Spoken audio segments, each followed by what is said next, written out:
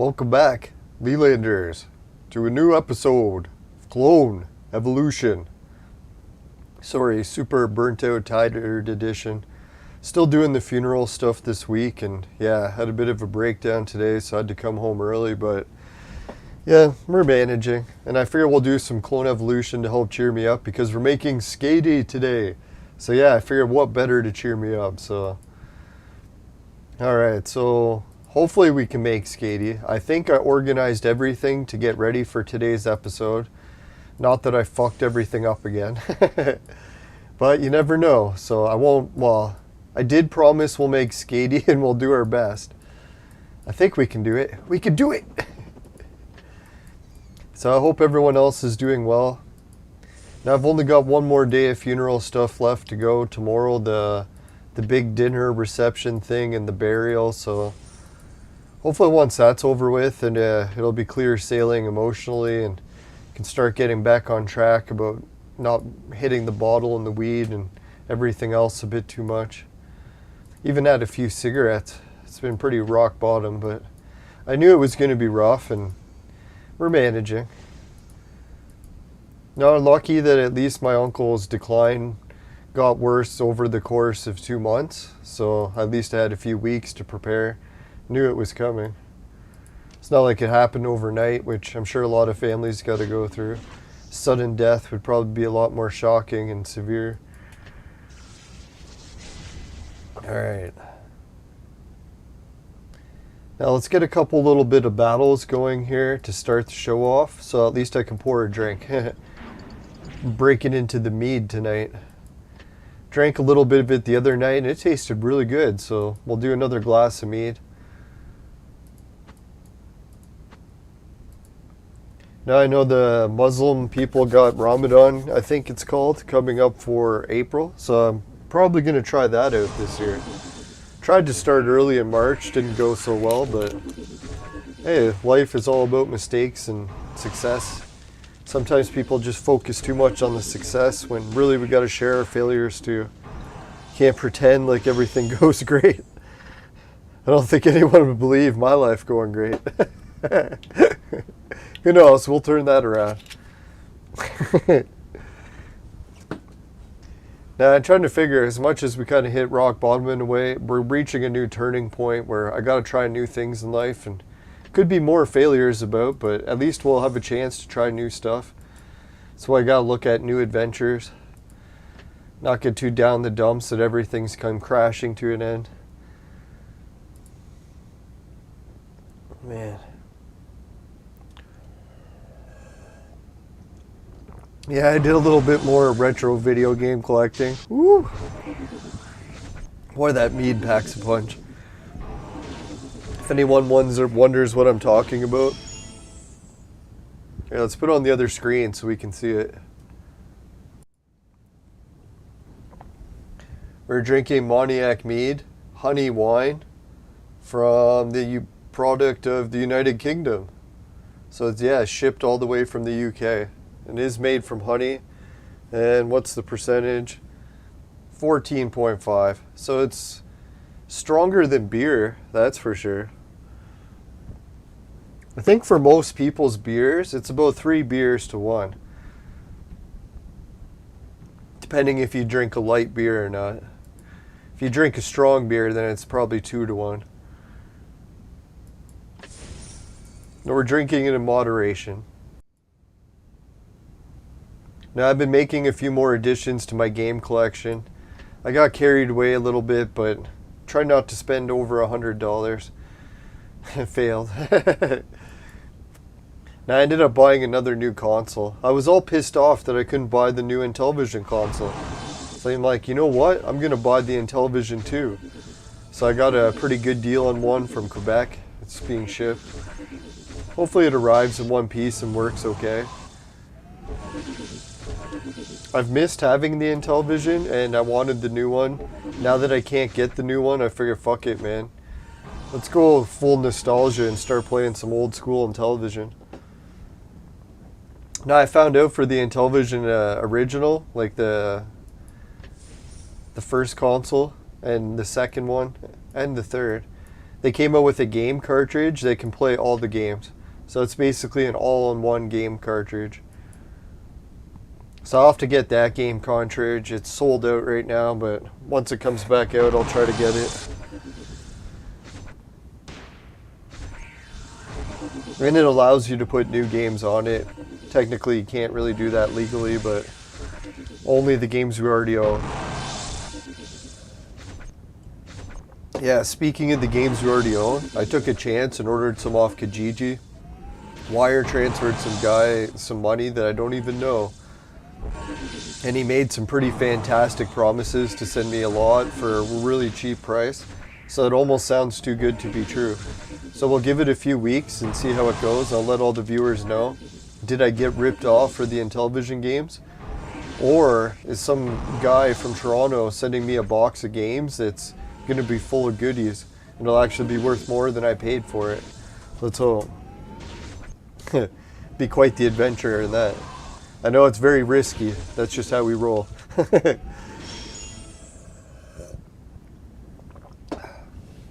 The only thing that I got to go on was he has an established history as a good seller on the website. So unless people have been faking reviews for him, at least he hasn't ripped anyone off yet.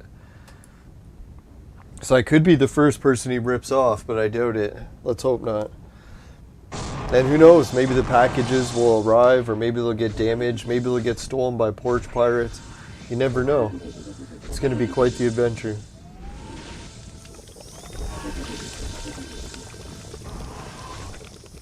Oh yeah, in the Discord we had a whole bunch of new comments, so we'll cover some of those as this battle wraps up. Sorry, I can't pronounce all the names, some are in Slavic letters. Yeah, shout out to everyone in Eastern Europe, or I guess Europe in general, that's going through hard times. The only thing I can say, I guess, is what I said to the viewers in Iraq and all the other ones in war-torn countries. Try to remember that as bad as it seems, you're going through war-torn times. People that survive that are going to be a hell of a lot stronger than the people that got lazy watching TV, just got fat all day, get heart disease, obesity. People that had to run and escape for their lives and experience hardships. They'll have a thicker skin. Not to say that it makes them superior in any way, but you never know, man. It's like no pains, no gains. Yeah, and hopefully everyone can survive to a certain degree. I know a lot of people have already perished, so that's impossible, but do the best we can.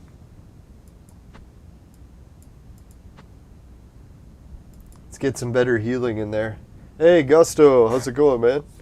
Welcome back to the chat. All right, so let's clear up some of the Discord comments.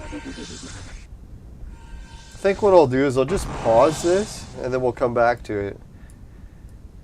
Oh, shit. There we go. I'll make it a little bit bigger so we can see it. That's what she said. Sorry, I can never resist on that one. Alright, so yeah, my last video was another Amico video, and we're just killing it in views and Amico content. As you can tell, it's getting pretty emotional for me, for the Amico, so, well, we'll try to do some more videos once I get some more Intellivision merch. We'll do a couple more videos about it. Alright, so here's one of the viewer questions. They're asking, let's make it a little bigger yet. Which clone is better, Warrior Monk or Bifel? And Deccan or Sea King? Wow, that's some pretty tough choices. For a long time, I hated Warrior Monk, but now I'm starting to like him now that I boosted him up strong enough. Because he's very weak and weak and weak and weak, and then as soon as you get him to like Red Star with his DNA unlocked, then he's pretty good. But up to that point, he sucks balls. But anyways, Bifel, I've heard Bifel used to be a lot better, but they changed him in the balancing. Deccan, I've started to notice Deccan's one of my favorites just because he can take a beating. Oh man, if you need a hero that can take a beating.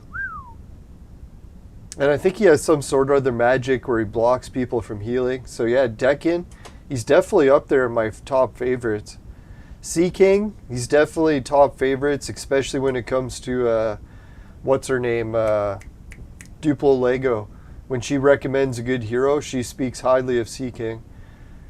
So if I had to pick which ones I would pick in there, it depends what stage you're at. If you're still a rookie, then it's probably going to be better to go with Bifel. Or it depends what you need. Do you need a healer? Do you need an attacker?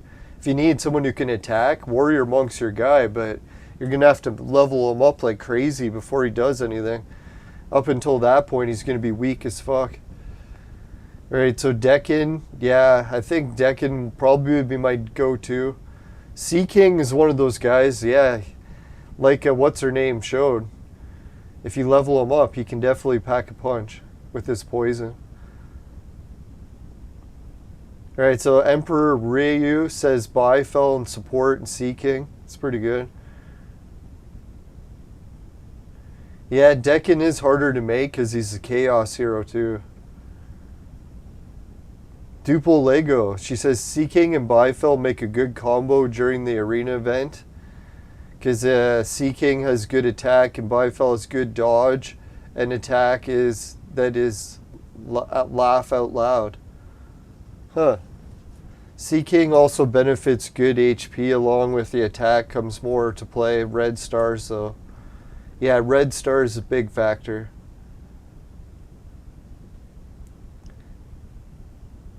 Alright, Herwolf, Sea King. Alright, so we're back. Yeah, and we're going to be making Skadi today. Alright, so let's go back to the game. You know what happened is we got to make, what's her name, Theodora.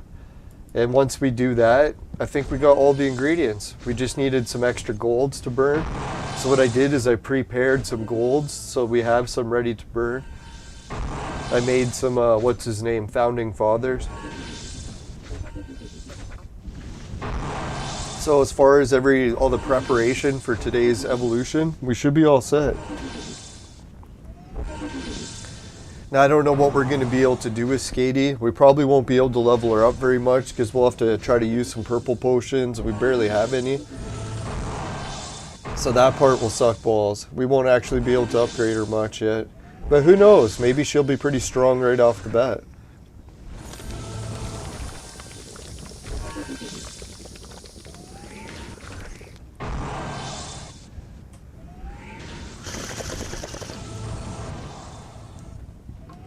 Oh yeah, I got some Dungeons and Dragons games, hopefully coming from Toronto. I've got Tron coming. I don't know if anyone's played Tron, but the way I'm going to try to get my gaming room set up. Let's see. Is I'll hopefully be able to play live streaming Tron for the original on television on original hardware. So I don't know if I'll get it working, but man, if we can, it'll be quite the adventure. I think I'll be one of the only YouTubers doing it. And then I might even check to see if we can play it online somehow. I wouldn't be surprised if someone got some sort of online match play working. Yeah, because if we can get online match play working for the Intellivision, we'll be doing some better gaming than I ever dreamed possible with the Amico. Let me try.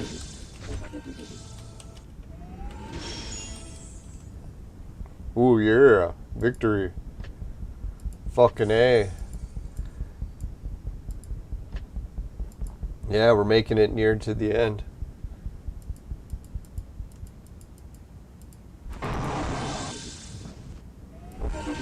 Alright, and television, online match play.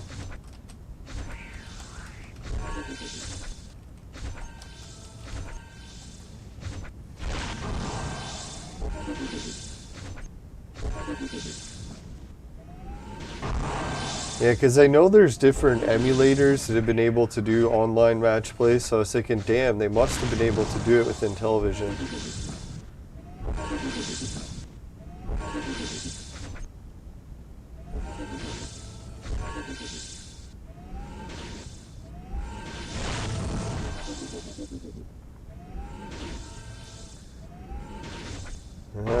No luck, I can't find it. If anyone knows a way to do it, let me know in the chat.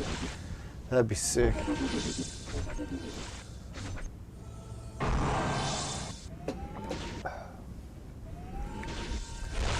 Now, I know most of the Intellivision games haven't aged well, but some of them are actually pretty good.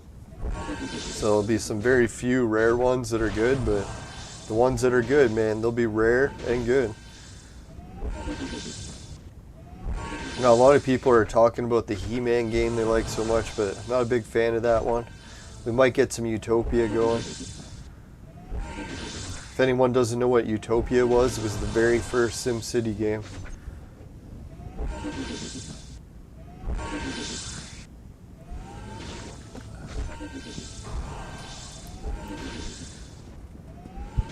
I don't know if anyone's been checking out the retro Flashback consoles, but man, that company that made the Intellivision Flashback, they're making shitloads of Flashback consoles, and some of the ones they make, they come out for like $40, and guess how much they sell on eBay for like a couple years later? Like 400. So you're looking at like 10 times your investment. So not to offer investment advice, but man, I'm gonna try to get a fucking crate load of the next fucking Flashback console just to see how much it goes up by. Because if it only goes up by double, even that's good. Fuck, man, that's amazing compared to most investments. Yeah, so if you could spend like 10 grand on Flashback consoles and then sell them, the only thing, that'd be a lot to sell. I know it's not the nicest to flip consoles, but man, I was looking at the flipped prices. Anyone even see the PlayStation Classic? You know, that mini? Guess how much it's selling for now? Like $150, $200. I'm like, Jesus, I wish I would have bought it when it was on sale. Man, the TurboGrafx 16 mini thing goes for like $400 now. God, that thing was dirt cheap when it came out. Hey, Kura, how's it going? Yeah, I've been baffled at all the PlayStation or the mini consoles, especially the retro ones. The ColecoVision Mini, that thing's selling for like $150. Intellivision Flashback went up to $150. Fuck, man, you name it. Retro Flashback consoles, even the little mini ones that hardly have any games, like 30 games or whatever, they're still selling like fucking hotcakes. Everyone made fun of the PlayStation Mini. Even now it's selling for like $200. It's like, holy shit. Who would have thought these little mini consoles? You know what I was thinking? Maybe it's because they're like so small and convenient. Something about them. I was like, shit, I should have got the PlayStation Mini when it was cheap. Now I can't afford it. Fuck. Oh well. Now, once the Intellivision 2 arrives, that's going to be the prize jewel of my retro gaming collection. I've been dying to play the Intellivision ever since mine broke when I was a kid.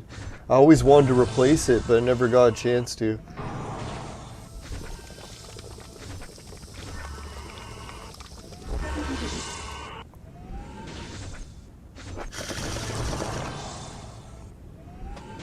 Holy shit, everyone's tuning in to see me make the new hero today, eh? Skadi. We're gonna do it, yo. We're gonna do it.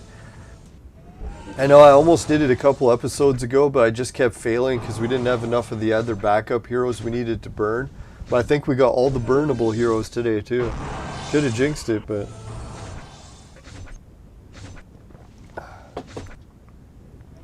Yeah, can you imagine my team with Skadi added? I don't know if it's going to be much better or worse.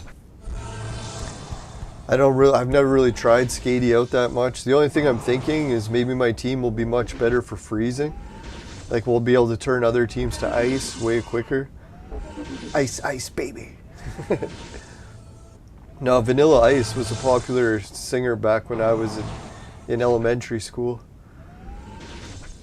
He was, well, I shouldn't say popular.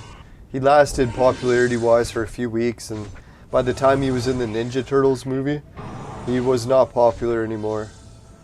People actually booed him in the movie theater. I can't believe it. It's like, we're in a movie. He can't hear you. Why are you booing?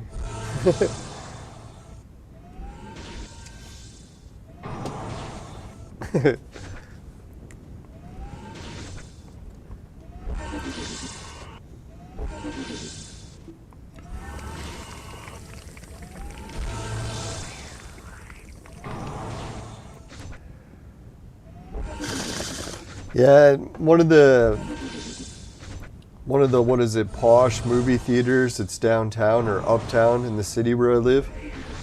It's called the Princess Cinema. Kind of like upscale downtown area. They have a movie theater there, Princess Cinema, that plays old school movies.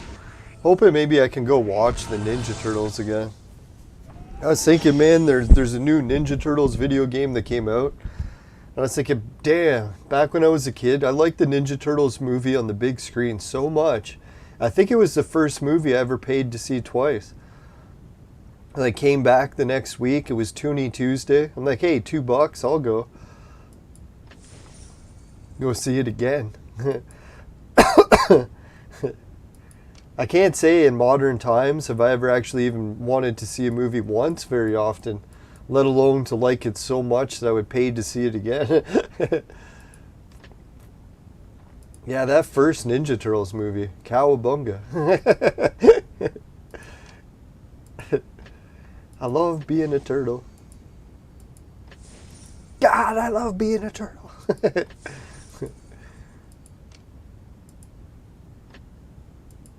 Yeah, I'm kind of going all out retro these days, trying to relive the old days, get me over the hard times. It kind of helps, I find. Oh yeah, we did actually do some betting in the Hunger Games, if anyone wants to see how we did there. We actually didn't fail for once, we got all our bets in.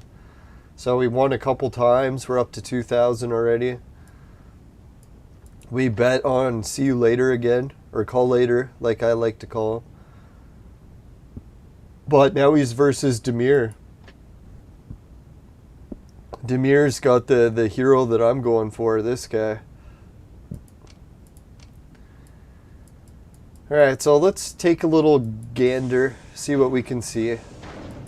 I know a lot of the viewers here have already left because they can't wait for me.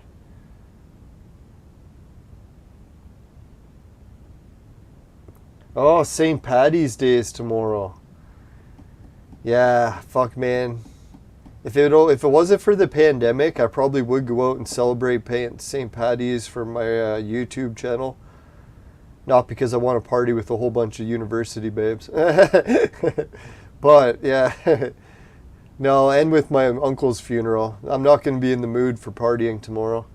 And we broke record cold temperatures and snow, so it's probably not going to be too scantily clad women. So, I don't know. We could go party in snowsuits. It just doesn't quite do it. And the whole mask mandate isn't quite over yet. So once that is over, that's when I'm really looking forward to going out again. Yeah, it'd be nice to party and just have a waitress and order booze. Have her bring booze to your table again. No masks. People walking around like it's normal again. Oh God, it'd be like heaven. I guess I could get the virus and die, but I'm thinking it's worth it. Just to experience normal life, even just for a minute. I know it's sad to say, but...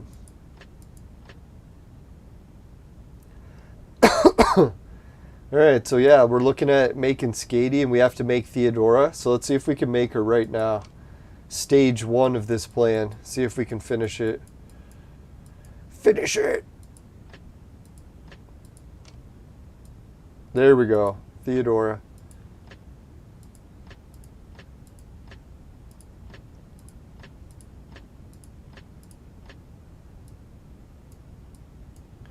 Oh yeah. Oh yeah.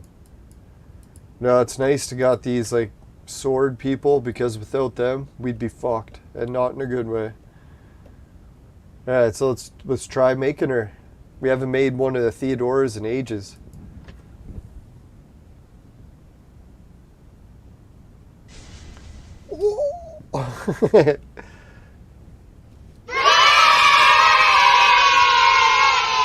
Yeah. Theodora is so hard to make. Does anyone know the theology about why Theodora's arms are like that? I figure since I research it for my channel all the time, we'll do a quick follow-up as to why.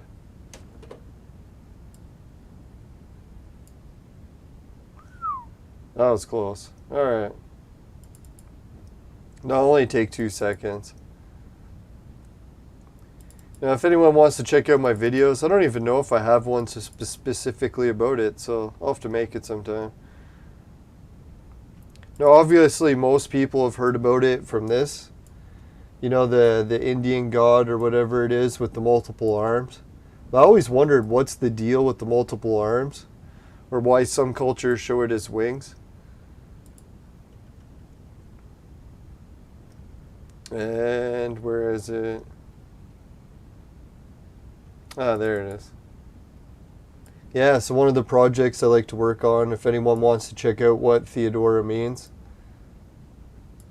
The First Nations history, they explained it well. It's the Orion symbology. So they show it as a ring where the person spins right around, like this red ring. But other cultures show it as just multiple arms.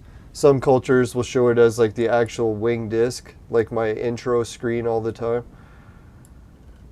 So it's kind of neat, eh? The only thing that's a little bit scary about why the arms are like that and stuff, it's the story about humans and the creation story. And it also involves sacrifice rituals. So that's why some cultures are holding a human head. Why some cultures have the ox for the Taurus symbology. There's the ox stars in the sky. So yeah, if you're ever wondering Theodora, that's a little history of it. The Lelanders' history of clone evolution. Now, make sure to take everything I say with a grain of salt. Check it out yourself. Because yeah, there's a million different translations of why people think what everything means. Alright, so we got Theodora. Next, we got to look at Skadi. So we need the mask guy, this chick, that chick, blah, blah, blah. Alright, so let's see if we can go back to the Darwin capsule and unequip it.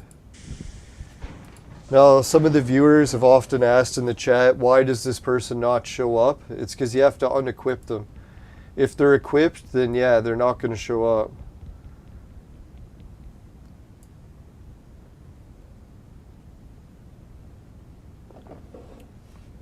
Trying to think, who should I be adding in their place? I guess Pericles. Boy, that's a ripoff.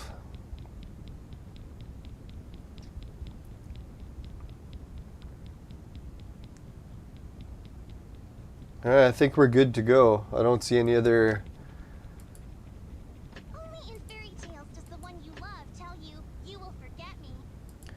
What we gotta do is make sure she doesn't have anything equipped. Pets, DNA. Alright, we're okay.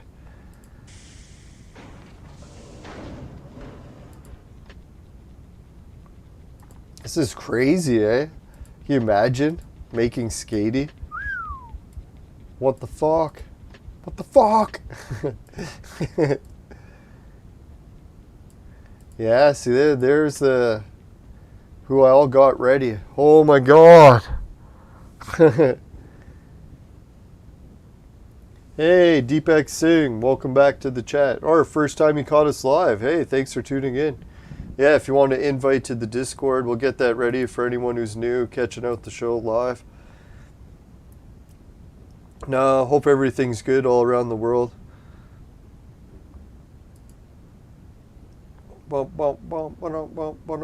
Alright, where is it? Server invite. Invite people.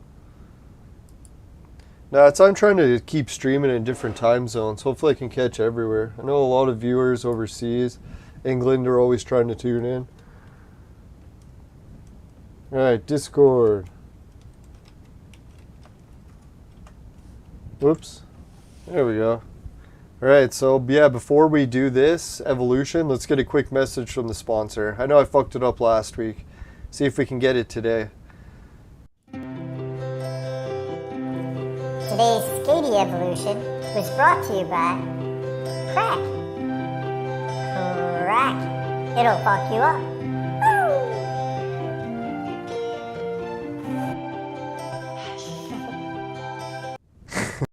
Alright, that was a little better. Suki, Dan, Jim, Ray, Travis, everyone at Patreon, thanks a million. Affiliate links. Society 6, finishing quick, my specialty. T-shirts, bed sheets, both popular with the ladies. Hideout TV, pays you to watch videos. Swag bucks will pay to shop. GameKit to try games. Free Bitcoin. Is that wallet system for crypto? Yeah, you can use it for just a wallet, or you can also gamble and all that jazz, depending what your regional laws are. And they also give you little free loot boxes, so if you're POV like me and you want little bits of crypto to start for free, yeah, you can put it in your wallet, save up for months, maybe get a penny. But no, if you do referrals, it helps build it up quick. Yeah, Virtual Mate, speaking of building up quick, you want $10 off, purchase of 150 or more, just use the coupon code LYNBS. That's LYNBSN. You know, it's a real coupon code, I get a kickback, and also check out the website. All right, let's get back to the game. Let's do the Skadi evolution.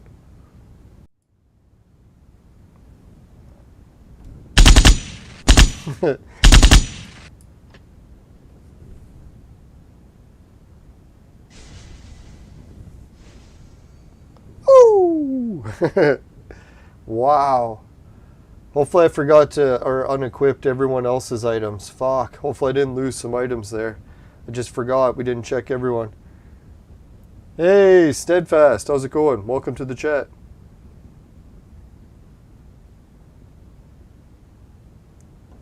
Ow!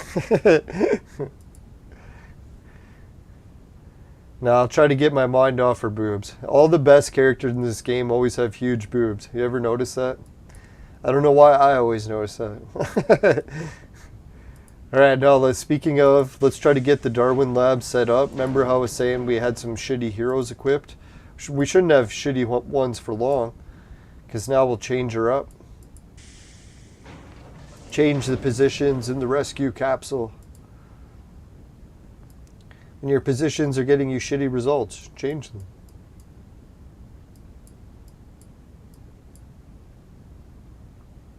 Holy shit, there she is, eh? Oh, she's already up to 4-star at 111 level.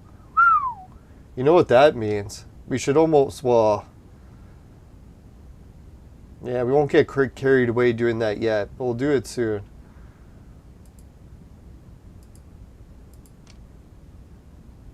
It's nice, though, that she's already up to 4-star. You know what that means? So now when we go to level her up in the training center, we don't actually have as far to go to keep leveling her up.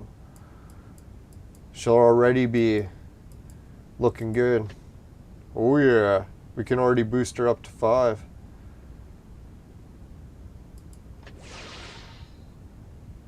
Oh yeah, that's what we're talking about.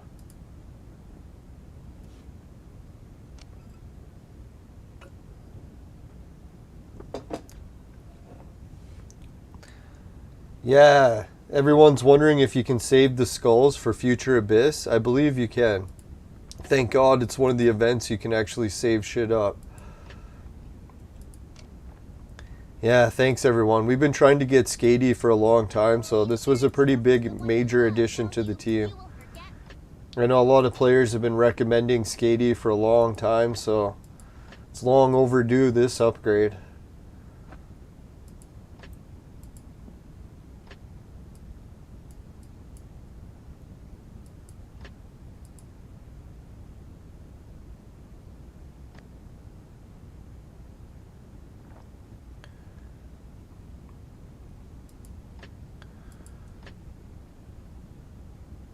Oh, look whose DNA she requires. She requires Theodora. What a bitch. Alright, well, we'll do one DNA spin just because we got it already unlocked up to 30, so we might as well do one. Set it to perfect. If anyone hasn't seen a perfect variation, this is how you do one. Or how you don't do one, is more accurately.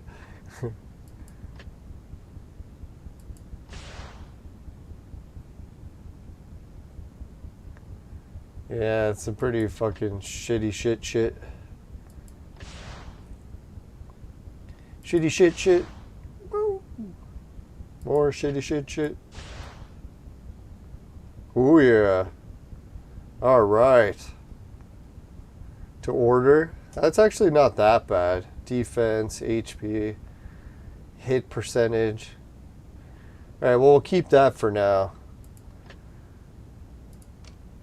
I know it's still garbage, but compared to what it was originally, it's a little better.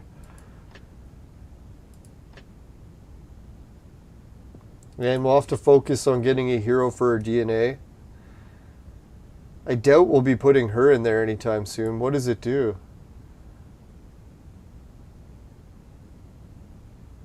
Oh, it increases the freeze possibility. Oh yeah, the speed. That one's garbage. So yeah, really the only hero that's worth adding to her is this one. Which we might do in the future, but I doubt it. So wow, we can't really do anything with their DNA. That sucks. Oh well.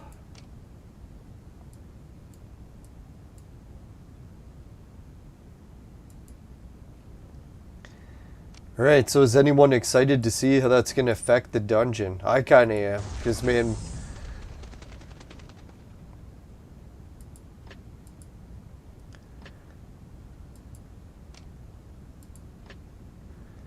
Oh. Fuck off, man. They're always like, consume some chips, consume some chips. It's like, well, fuck off, man. It's I don't want to consume chips.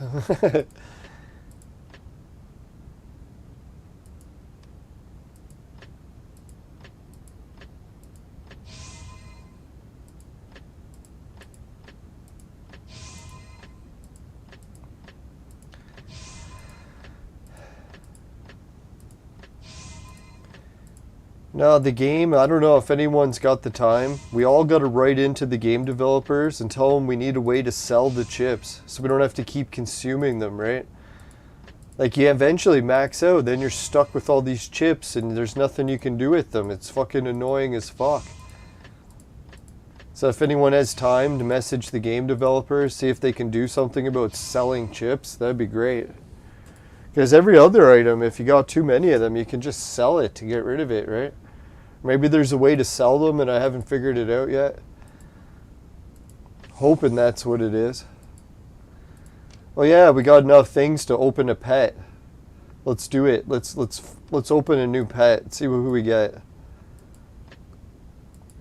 Cheer us up with a new pet. Yes! The Duck King. If anyone's wondering why that makes me so happy, we can consume the duck, get his dodge ability, and then give someone extra dodge. Holy shit, man, that's a really good one.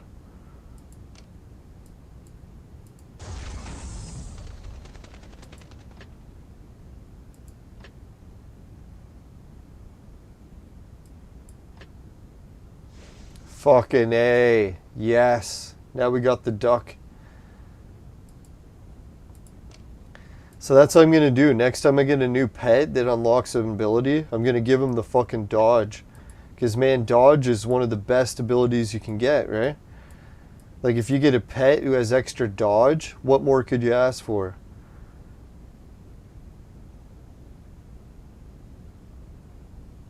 Oh, Admiral P8 wants to know if I quit Entropia. To be honest, Entropia has gotten really weird lately with all the political stuff they're doing, so I'm taking a little bit of a break from it.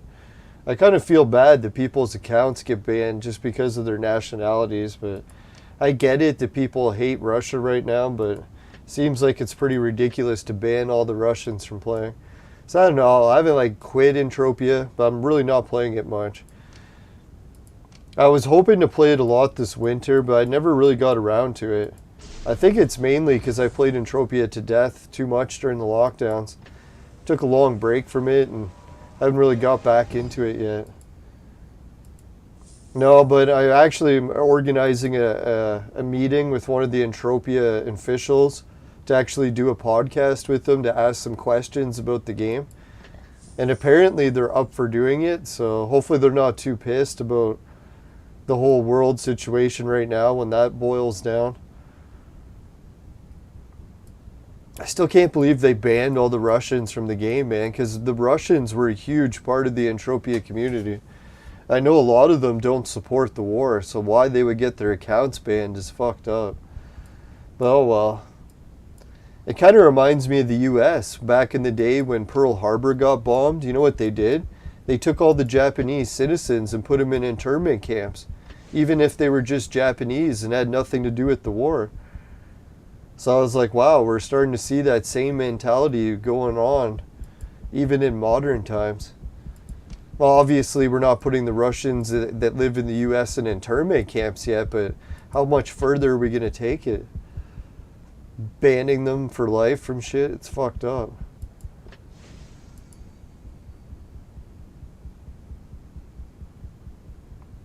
Oh, Mohammed says there is a way to get rid of it. He says, don't forget that there's a bulk upgrade function to remove all your blue and green shit. Yeah, that'd be nice.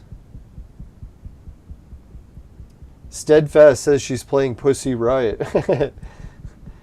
Alright, now I have to go back into Entropia because I did just get a whole bunch of new items. I got a new shopkeeper, so I wanted to...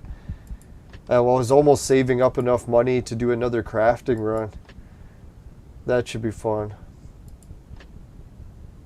Entropia is a very time-consuming game, and as I get older in life, I start to realize how much little and little less time I have to do shit.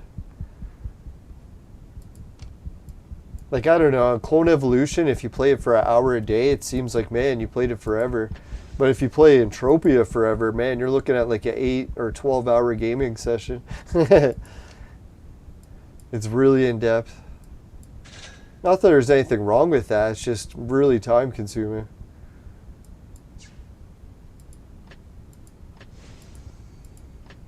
No, but I am going to get back into more Entropia, I bet you, later in life, especially once I'm retired and have less energy to be out doing stuff in real life. Then I'll be hardcore back into Entropia. I'm going to still keep my account active and stuff, but probably not play it a super lot. And then you never know, once the new game engine comes out too, I might be like blown away by the new game engine and just be like hooked on playing it again.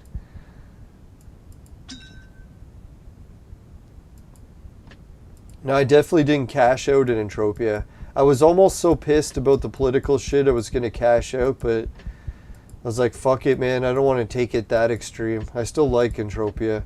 I can't hold it against them for not sharing the same political beliefs as me.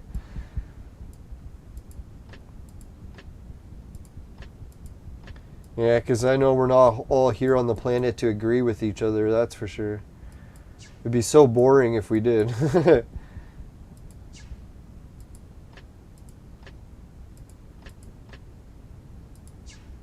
Yes! Finally. Something that wasn't complete trash.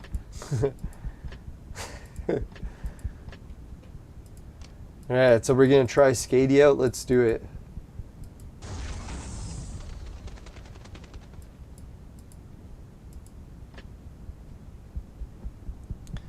Yeah, that's the shitty thing. Now we're missing that reincarnation chick. So that fucking really sucks, man. She used to be so good at reincarnating our team from the dead.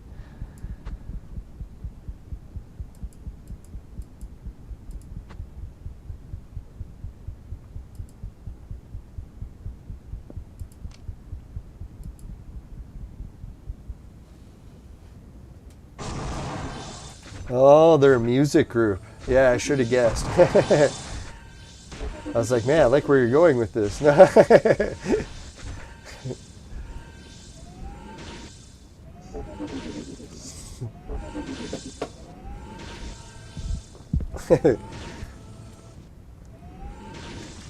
Oh, she died so easily.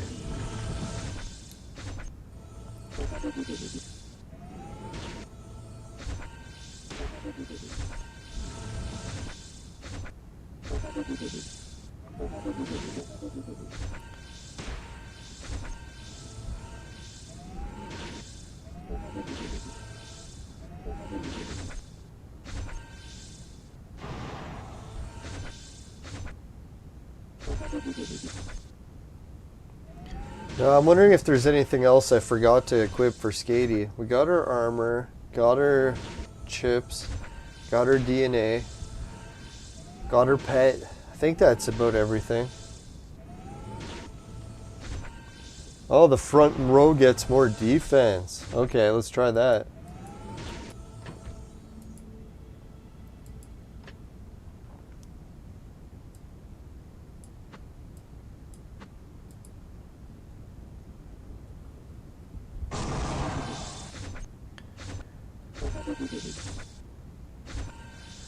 Yeah, it seems like I learned something new about this game every time still. Didn't even know front row gets more defense. I should have guessed, because I kind of noticed that sometimes. Like, man, sometimes people are living longer when I put them in the front row. I was like, why is that?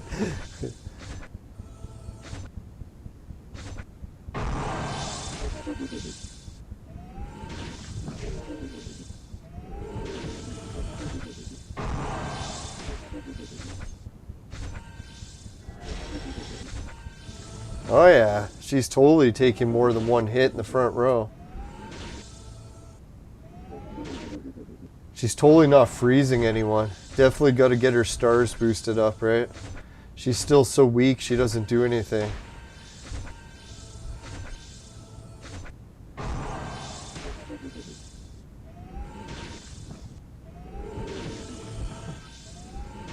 Oh, back row deals more damage. Oh. Yeah, it sounds like a decent compromise. Pick one or the other, defense or offense.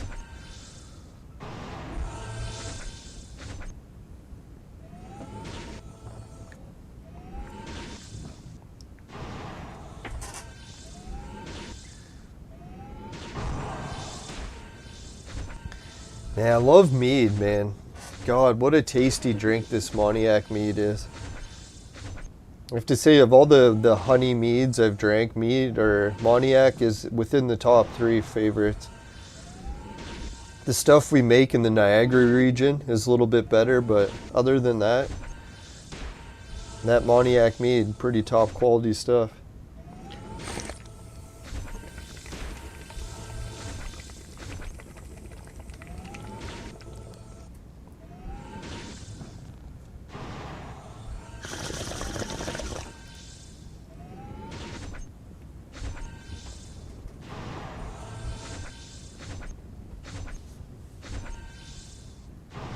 Yeah, it's kind of a shame Skadi's not really doing too much with her special abilities yet, eh? Must be one of those things where you have to have 7 stars. Because right now it doesn't seem like she's freezing anyone. I can't see any additional magic.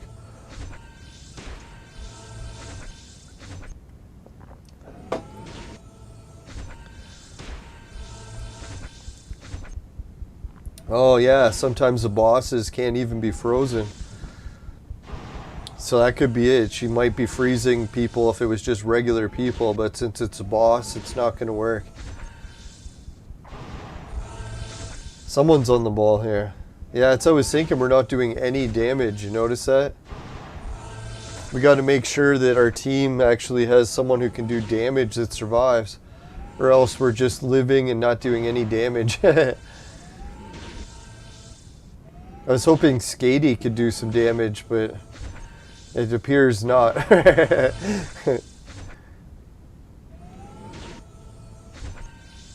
Alright, so let's skip this. We're not going to win.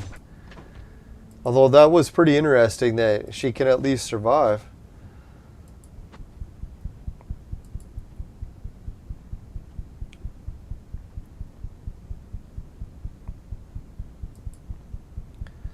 Is it just me, or does our team have like no good attackers at all? Damn.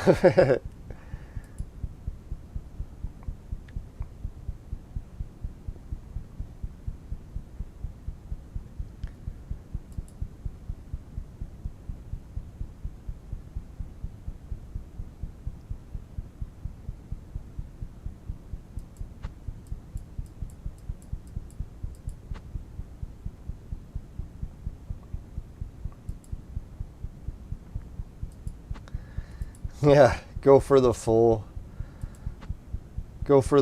fucking ice team effect, right? Just for the fun of it. I don't think we can even make it there, so.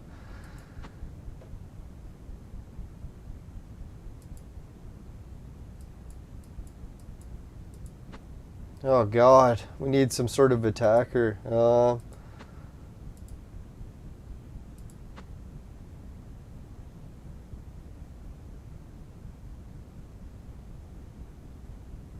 Yeah, Suzo is a good enough attacker. What more do they need?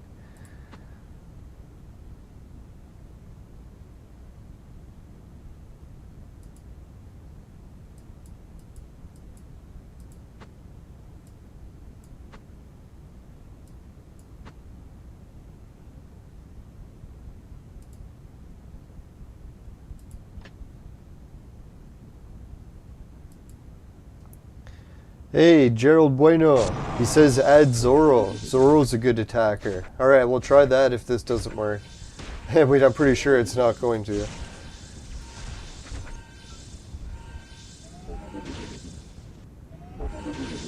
Oh yeah, and then put Zoro in the front so he doesn't die.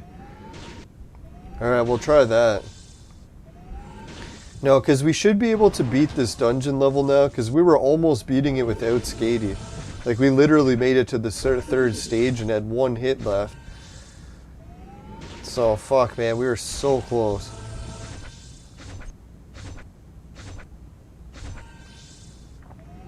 Sometimes Hermes actually does pack punch, like boosting everyone's attacks to go quicker.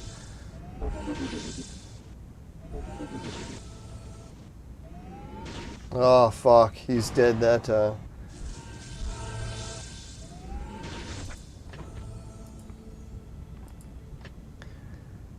Alright, Zoro. There he is.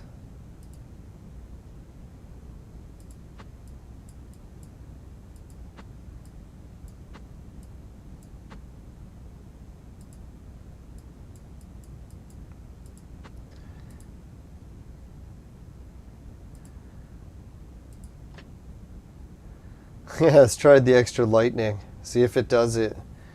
Zoro's powered up with lightning. Shock the shit out of them.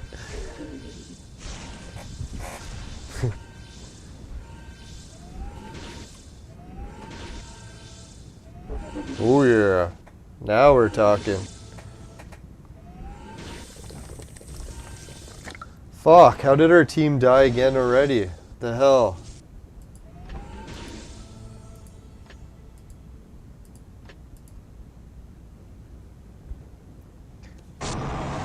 Kings and little ones.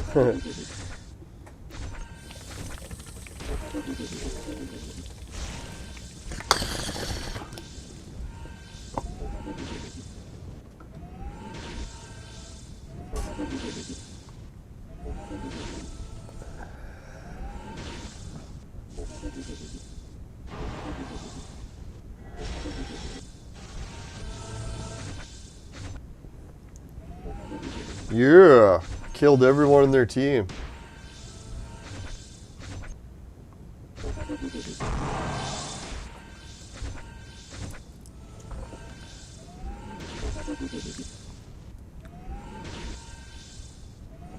Yeah, so what's Zoro supposed to do? Attack or something? He's not landing any attacks.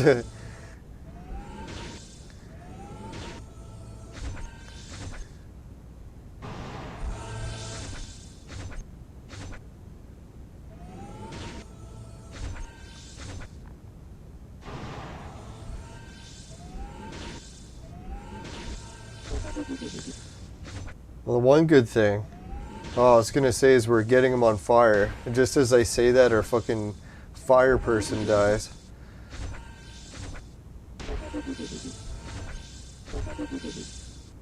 Yeah, we're starting to actually hit him with damage now. I don't think it's enough to finish him, but...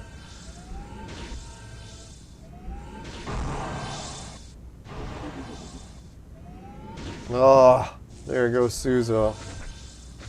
It's not a good sign.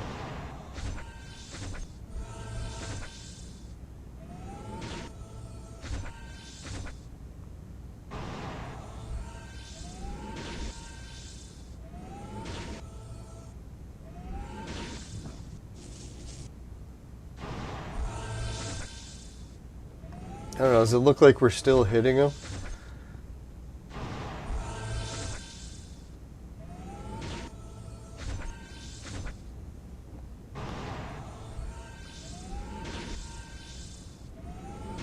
I think to beat this guy, we might actually have to send in one of those teams. There's just like Alice, a healer, and Suzo.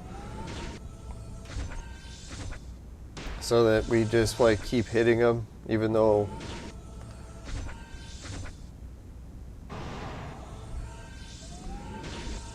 Oh, someone, yeah, Muhammad says it's better off putting Zoro in the back, so that way he survives and he can do more damage with the extra attack damage. Or she. Can't tell Zoro's gender. I swear that never happens to me in the bars. I get all the genders correct.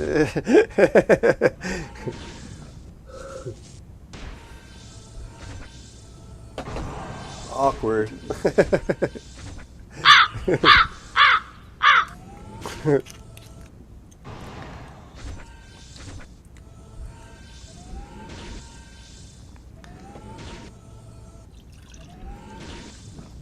Alright, so that was glass number 1 of mead. The bottle doesn't have much left, so we might call it after this glass. Oh, Muhammad's right. He says the main deal damager for Zoro is when he or she dodges the attacks. So when they're getting that dodge in there, is boom, when they ricochet it back and kill the shit out of them. Alright, so let's skip and see what happens. Fuck, we died, eh? Son of a whore.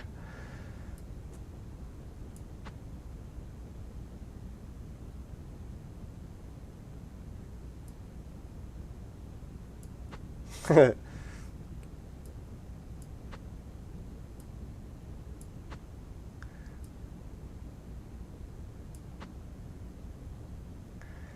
let's try something crazy. Crazy-o. Going off on rails on the crazy train.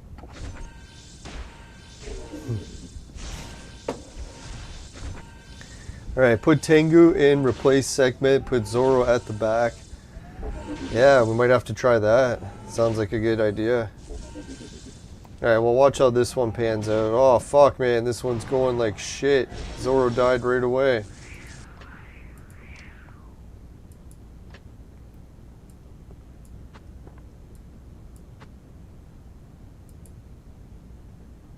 Alright, I'll try that briefly.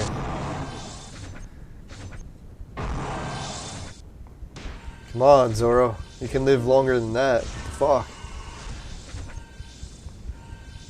It's nice when Zoro has the umbrella. Makes me a little bit more confident that they'll survive.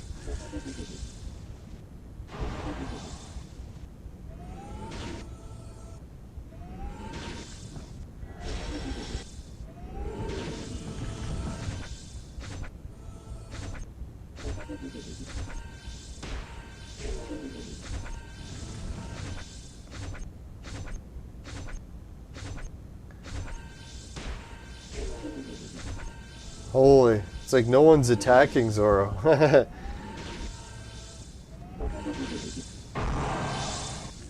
It's like change their position, they never get hit. Oh, one hit kill, fuck. That was bullshit, eh? First hit, dead.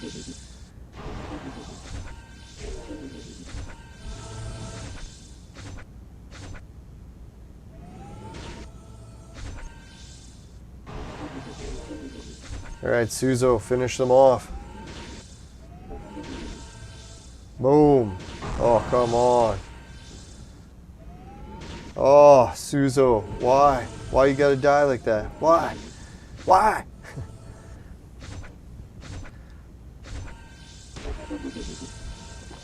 Finally, down to just the boss, and then our whole team is dead.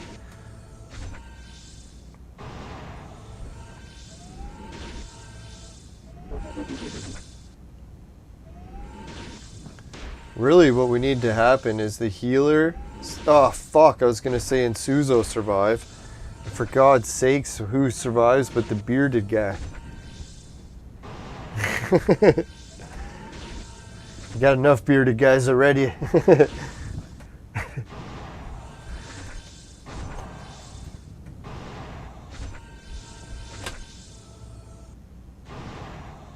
No, I like the ideas. We gotta just change the entire team one.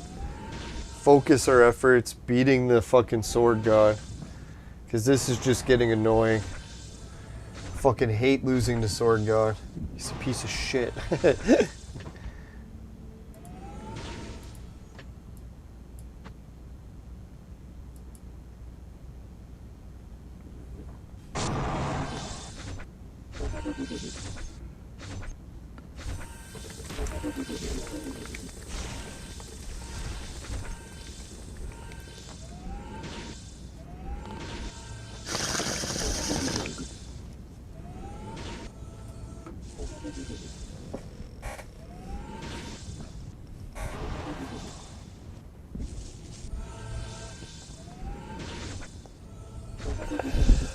Yeah, I don't know if anyone else is into the retro consoles, but I was checking into that company, AT Games, that makes the Intelligent Flashback, the Coleco Flashback, a bunch of other Atari Flashbacks. And one of the Atari Flashbacks they're coming out with soon, it's compatible with more than one type of joystick. So you can actually take Pong and put in the dial controller and play it with the actual controller that was designed to play on. I don't know if anyone's ever played Pong with the dial, but it's fucking unreal how much more fun the game is. It's like a whole new game with the real controller. I can't believe the Flashback is compatible with it, so I'm thinking of getting it. They said they're going to sell it for around 40 bucks, so it's not really that bad of an investment. Especially since they usually sell for like 500 bucks after they go up in value a few years after they sell it. So I don't know, as soon as it comes out on the market, I'm going to try to buy it first day. Wish I could go back in time and buy all the other classics. Ah, fuck man, all the good heroes died. Alright, fuck this shit. Let's bring in a whole new Team 1. Team 1 is just garbage there. They're not doing anything right. Alright, so let's bring in Tengu, Sekhmet. Really fucking just tear him a new one. Turn the team on fire.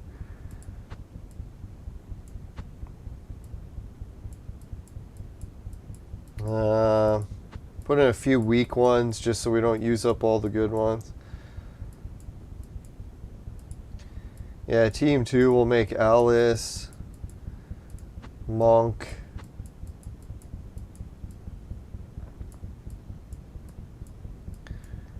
Freya. I don't know. Freya's better Team 1. We'll try Wind of Fury, see how it goes.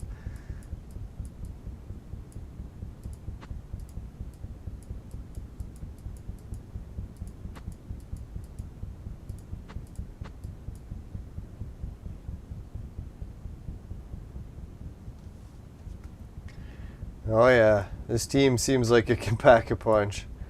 I don't know, Team 1 almost seems like it needs more of an attack, but we'll try it.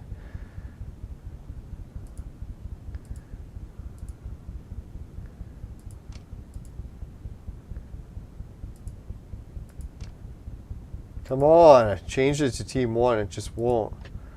Piece of shit.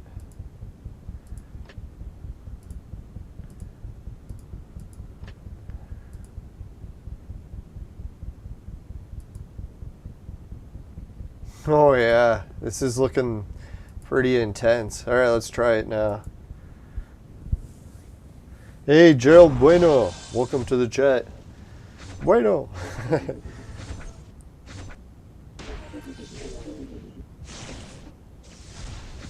Yeah, that fox girl, she's pretty foxy.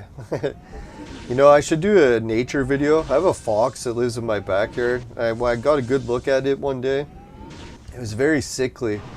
Like a very young, like pup fox, and hardly had any meat on its bones.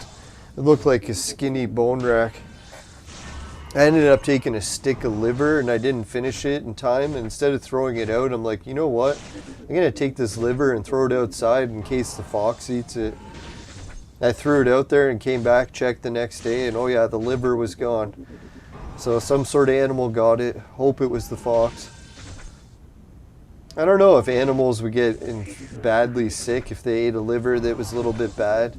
Because they think what they eat in nature, right? Like, they're probably eating a lot worse than something that's just been bad in the fridge a few days. Watch, I fed it to the fox and it got sick and died. Let's hope not. That's how good intentions usually work, right? Oh, fuck, man. We got our asses whooped. What the fuck was that shit? I miss having that one hero that could bring us back from the dead. That was the shit.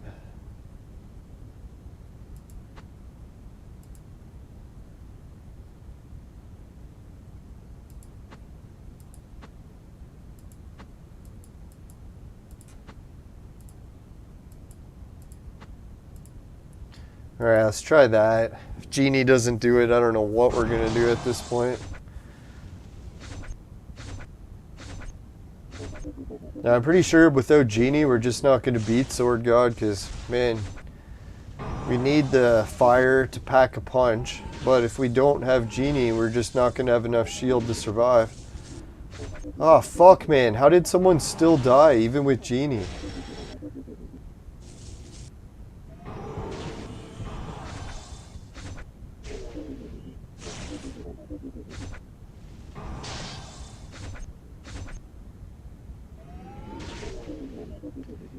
Fuck, man. Genie didn't do jack shit.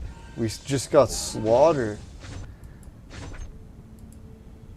Man, that was brutal.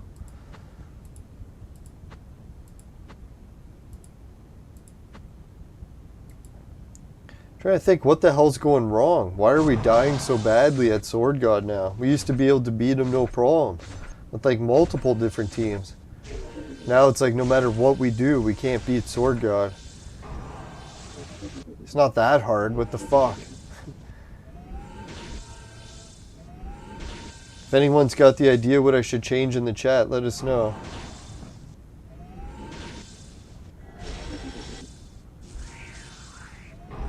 Oh, was a hare. Yeah. No, those hares up north are something else. I never realized because we only have backyard rabbits. I don't know if anyone's seen my videos of my nature channel playlist.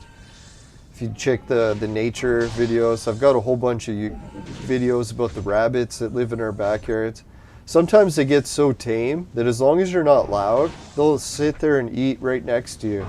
Like close enough that you could just pet them. But if you make really loud noises, then the rabbits run away. But it's kind of neat because most people think they're like our pets. They'll come over and they'll be like, oh, it's a nice pet rabbit. We're like, oh, it's not a pet rabbit, it's just a wild rabbit. It's just eating grass right next to us.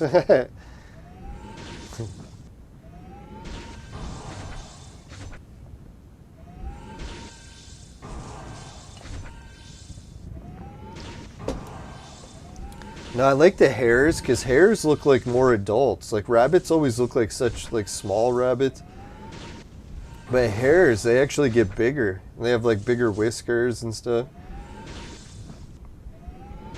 So it's kind of neat to actually see a big animal compared to always the small ones.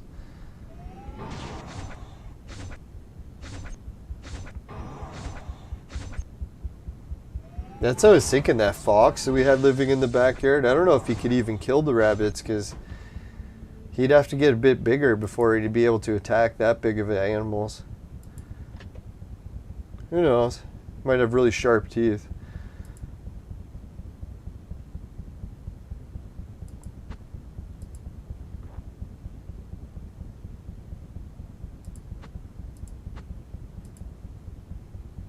Alright, no more reflecting the damage. We'll save that for team 2.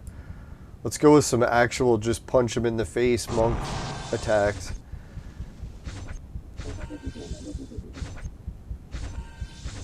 Because yeah, once monk starts hitting him, if that doesn't kill him, I don't know what will. Because man, monk, he knows how to pack a punch.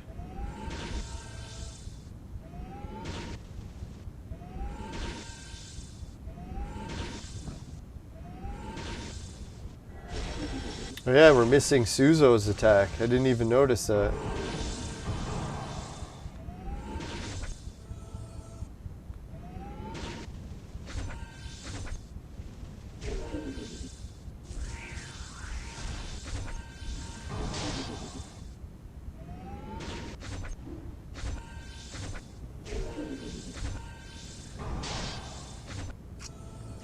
Yeah, this is getting pretty intense. Does anyone feel the adrenaline rush of the spring coming? Like, this has really been the first spring in Canada in years where everything's somewhat going back to normal. I'll be able to travel again for the first time in years. Such a weird sensation. It's almost like a bit of anxiety. It's hard to believe that the wait is almost over. It's going to be quite a rush to actually go somewhere, to leave home again. Yeah, it's going to be wild to to film the whole adventure for everyone to see on YouTube. Hopefully it helps my channel improve. Hoping. You never know, if my channel improves, I might raise the money to fix my place in no time. I might actually have my own house up north fixed. That's hard to imagine, but it's a possibility. You never know with YouTube. It's one of those things where it could be a train wreck or it could be a great thing. You just never know. More than likely a train wreck, but we'll see how it goes.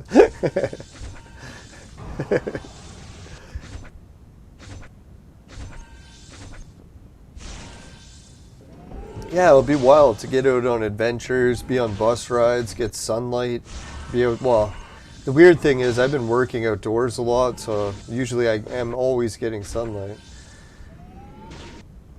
Although I look very pale right now, I think it's because I got a really bright light above me. I'm not really super albino.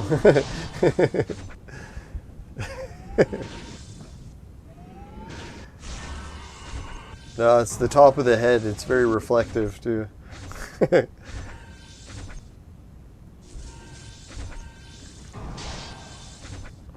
Alright, so we definitely need some better attackers in here. This is shit. Shit, shit, shit. Fucking shit, shit, shitty shit.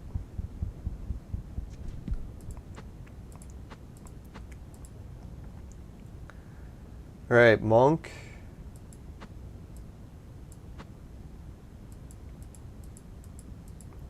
Monk and Suzo. If this doesn't fucking kill him, I do not know what will. For God's sakes.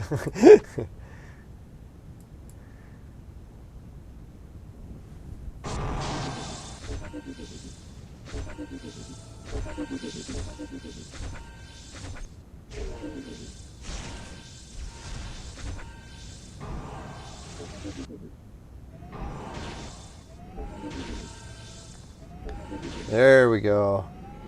Fuck, man. Why did we die so quick? The hell was that shit? What killed them?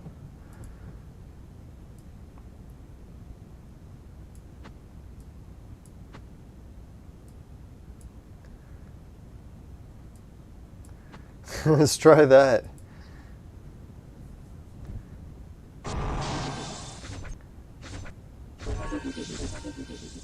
Yeah, the casino is next. To be honest, I don't really need anyone from the casino right now, so I'm not super excited for this casino, excuse me. Well, who knows? Maybe I'll surprise myself and get someone that I didn't really know I needed.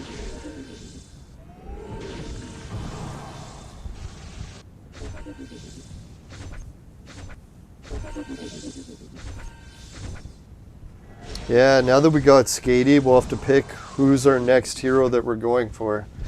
I think the next one we're going to go for is someone that we'll use as a burn hero, so we can just burn them and make someone stronger with a red star. That would probably make the most sense. Alright, now I was going to say our whole team is alive. Oh, fuck, just as I say that, someone dies. And we're facing Sword God, and we got all our big attackers still alive. And they're hitting them hard. Boom.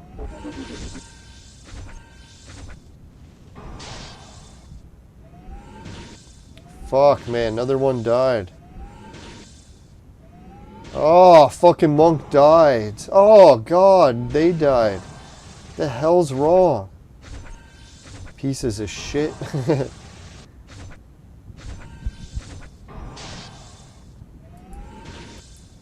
Fuck, still death. You gotta be kidding me.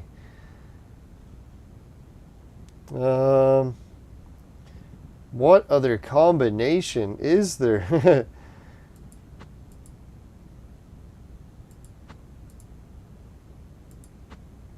I think that's the only way we can improve it compared to what it was. Freya instead of Wind of Fury. Does that make the difference?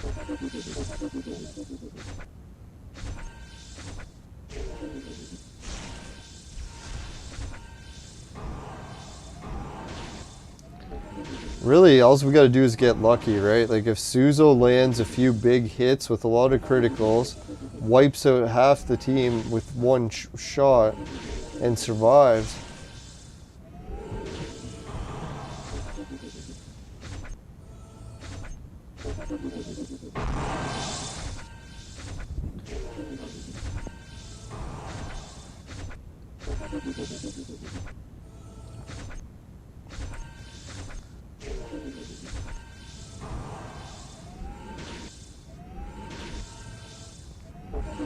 There we go.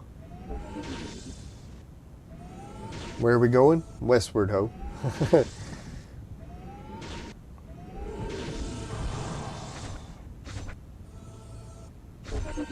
Oh yeah, someone was saying, Gerald says that we should get Anubis. Actually, Anubis is one of my favorite ancient Egyptian gods. I almost felt like I had a little bit of a dream with Anubis when my uncle was dying, but... No, Anubis is pretty wild, yeah. I would definitely like to have him on the team. Oh shit, man. We're packing a punch. Did you see that last hit Sword God? That fucking hurt him bad. I don't know if that was Monk, but man, that fucking did damage. A few more big hits like that, we got him.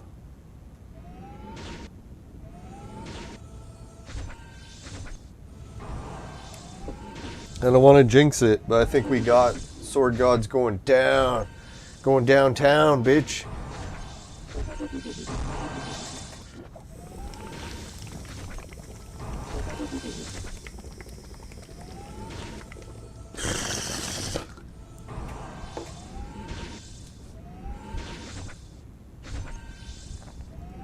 Oh yeah, take that, Sword God. You're toasty. Toasty! Thunder. Yeah. Alright, now level 2. This is where we get a real beatdown. Our team is so weak. Look at it.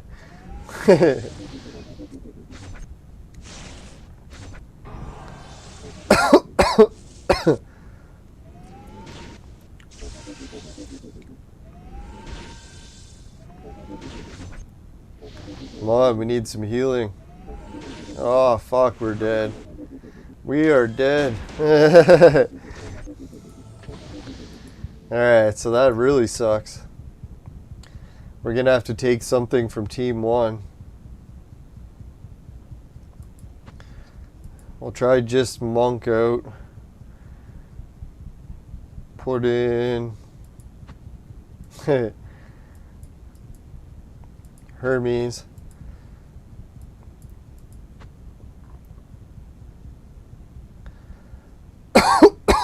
Oh fuck, I don't know if that's enough.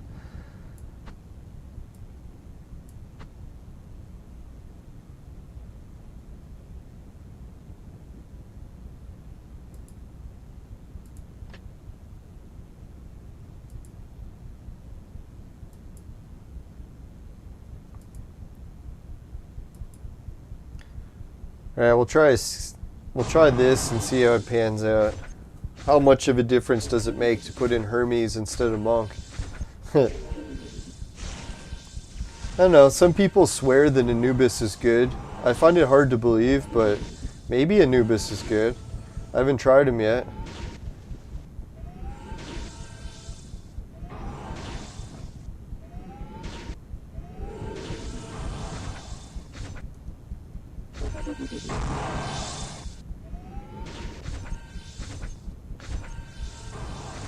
Yeah, a lot of people hate Hermes, but sometimes he does okay.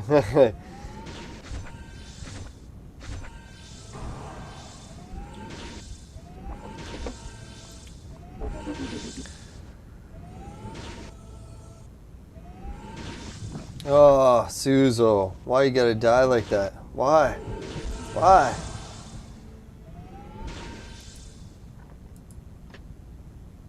Alright, forget that. We're not doing any more dungeon battles for tonight. I'm sick of it. Yeah, Skadi's definitely not ready for full use in a team yet, but hopefully once we get her started up more and more, she'll become an actual usable hero.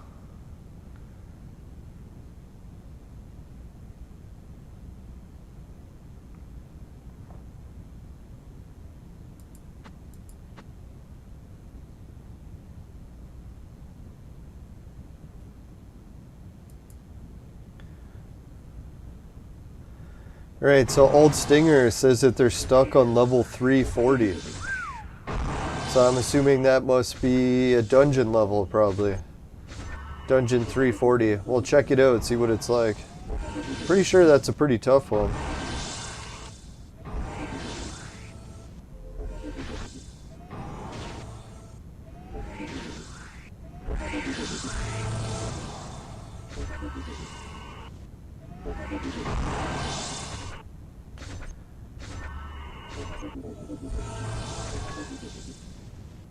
Should be a counter to Alice, someone that permanently reduces healing.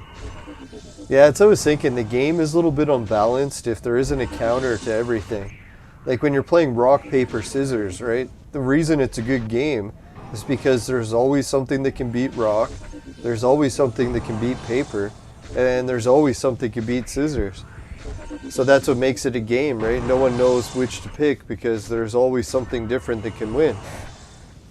Where Clone Evolutions run into a bit of a wall or a bit of a problem is they came up with too many heroes that are just winning every time and there's no counter to it.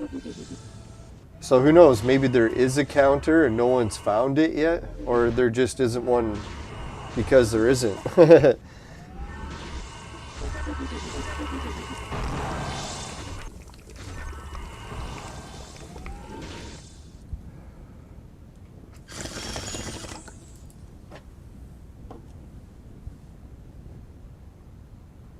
Alright, so we got one victory. Let's try again. I don't think we'll change the team. We did okay.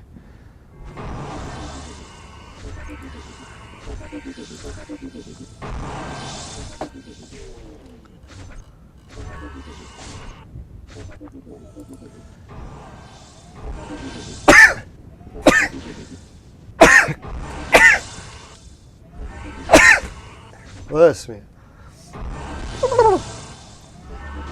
Alright, so let's check out the portable consoles that by AT&T or AT Games. That's actually the same name as one of the best food markets near me too. Or it's T&A, something like that. But anyways, Atari Flashback, that's the one I'm thinking of getting. And it says that they're slashing the price from $59 to even lower. So I'm thinking it might be $49. And check out the weirdest thing is not only does it use the controllers, it's a really tiny console, fits in the palm of your hand. It's got a kick-ass games list with actually decent games. Like some of the ones on here that are good. Asteroid's pretty good. Burger Time's pretty good. Crackpots. Who are we kidding? That's All-Star.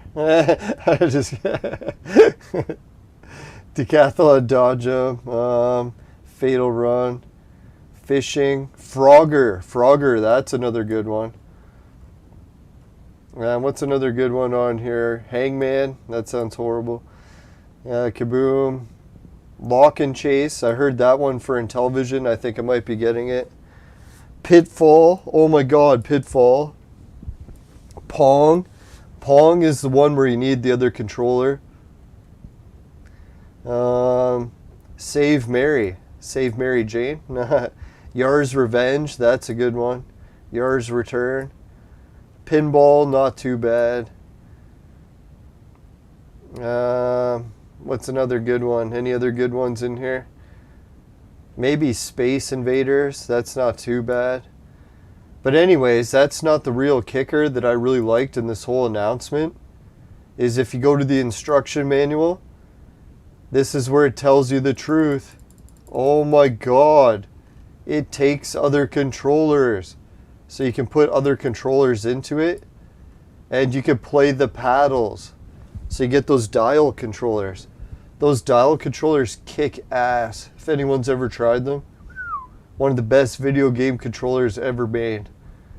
So I'm looking forward to that console. Looks like a good one. And for like $49, like how could you go wrong, right? Unless it breaks all the time, but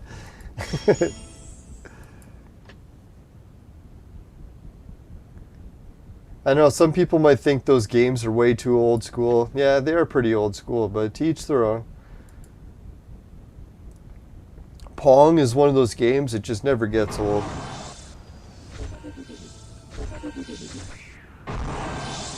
Especially that dial controller. Oh my god, the dial.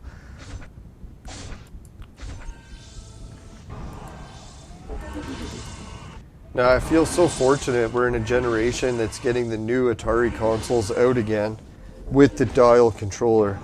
That is unreal. Like you can't even find that controller on PlayStation, for God's sakes. Atari's got it. It's where it's at.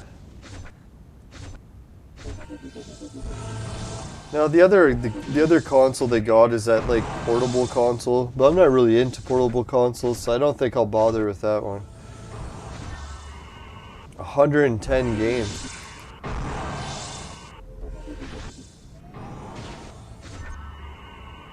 If I had to guess, there's probably 10 good games and 100 bad ones. But 110, that's still quite a bit.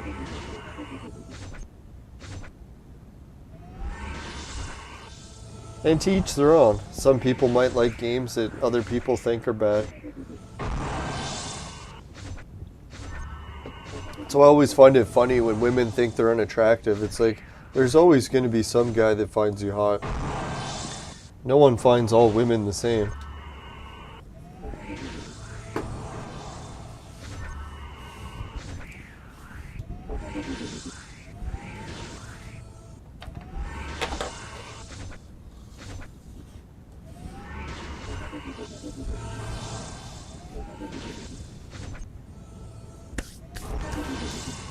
Alright, at least we're packing a punch still. Even though we don't have Skadi in our main team, we'll try to incorporate her in eventually. And we'll even try to phase out some more of the other heroes so that we just have a 2-hero team of Chaos and Ice. So that we'll have Skadi, we'll have that other Ice chick, we'll have Genie, Alice, Captain Decker. Yeah, we're going to have a strong team. Alright, so that was 3 victories, put us up to 117 in points. Good luck to the rest of the people in our team. Now, we had some interesting comments in the global chat. I'm trying to figure out how to use this stuff. Some people are commenting that we should do more invites. So if anyone knows how to do the invites, if you can send more of them out, that'd be great. I don't know why you put question marks. I don't think I put shit. I just put, I don't know how the invite system works. For some reason it blocked out system and put all stars. Alright, so Duplo Lego says select the guild tab and then click guild icon. Choose Lev's guild and join us.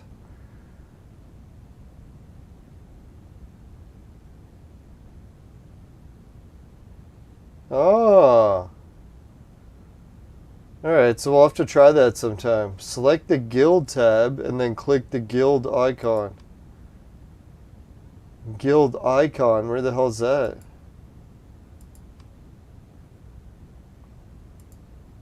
I don't know if anyone wants to do a video and put how to do it. Guild, what was it? Select the guild tab and then click the guild icon. Oh, maybe this one. Then click the guild icon. There's leave. We don't want to click that, right? Click the guild icon. Recruit, maybe? I don't know how it works. But if anyone's able to figure out, let us know in the chat. Maybe try breaking it down a little bit more basic, or with a YouTube video explaining it step by step.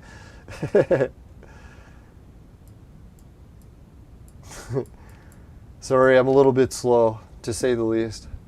But hey, sometimes the tortoise wins the race, right? It just takes time. We'll win that race.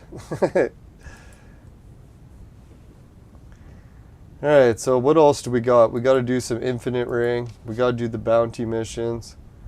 We actually already beat the bounty as much as we're going to, so we don't really need any of these. We'll take the tokens, I guess.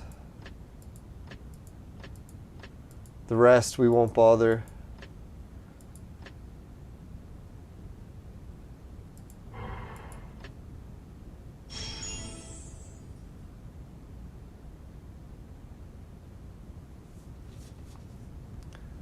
Oh, Gerald says shout out from the Philippines. Yeah, thanks a million, man. No, I keep thinking like the number one, like I have a top maybe 5 destinations that once I'm allowed to use my passport again, and if I can get my life together where I can actually afford to go on planes, I was thinking really the top 5. I think it's got to be Cancun, Mexico, just because it's super cheap right now. So I was thinking as actually being able to afford it, I could even afford to go now. So yeah, so Cancun's near the top. Then we probably got Brazil. I really want to see the video game markets of Brazil, the underground ones, where they sell these weird consoles I've never seen in different variations. Yeah, and I was thinking, yeah, so Mexico, Brazil, and then the Philippines. Yeah, I want to go and see all the beaches in the Philippines, try all the different fruit, party with all the hot babes. But yeah, definitely traveling in the Philippines, that'd be sweet. Now, I've never really seen the ocean before, so I've heard that the beaches in the Philippines are some of the nicest, so yeah, that'd be a neat place to see the ocean first time.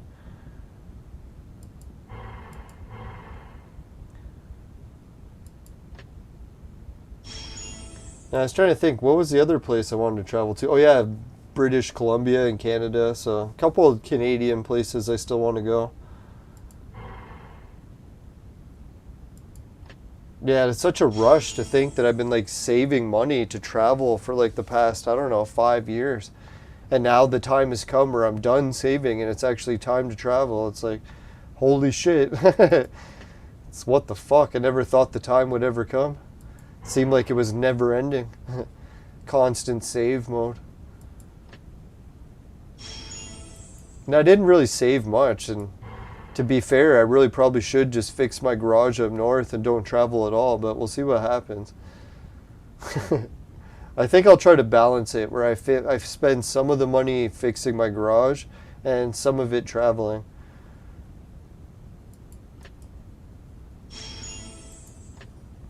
Because yeah, if I could fix my garage up nice enough that I could like stay in it, get all the people out that are like hoarding or not hoarding, what is it called?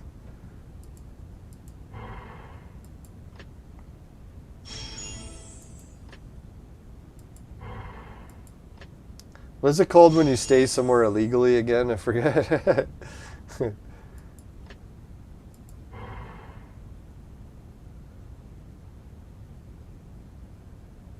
Yeah, Chichimon was in Thunder Bay. Yeah, I went back and read the article. I was surprised that it goes all the way to Thunder Bay sometimes. That's a far ways. But luckily they said they think they'll get it ready by May. Even though it had a bad fire, at least they caught it before it got out of control. And if I go to Dreamer's Rock, I could try summoning the creator, but I doubt that'll work. So it usually only works if there's a horrible disaster that mankind needs saving from. And as much as we got a lot of disasters, it seems, I don't think it's quite that bad yet. Hopefully it won't reach that bad in our lifetime. Like I was thinking a giant nuclear disaster or something, then it would be bad enough to try going to Dreamer's Rock and be like, oh fuck, we need some sort of technology to clean up some nuclear disaster. But at least the way it is now, every disaster we're facing, we should be okay without any real help from a creator or something.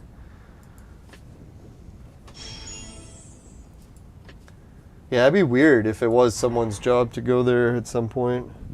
Hopefully it never gets that bad. Now, some people are saying that people still go to Dreamer's Rock, and I'm like, yeah, people still go, but I don't know how many people actually unlock superpowers from the creator. I think that's pretty rare for that to actually occur.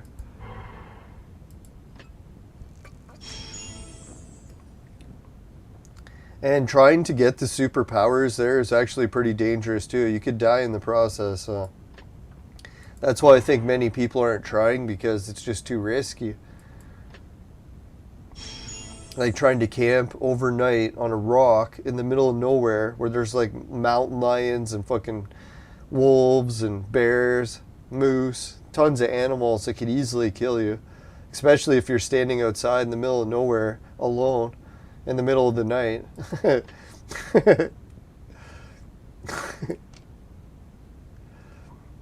Sounds like my kind of cup of tea.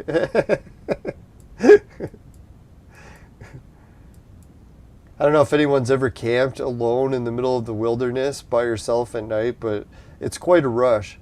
Especially when you hear some like noises in the middle of the night, you're like, oh fuck, what is it, right?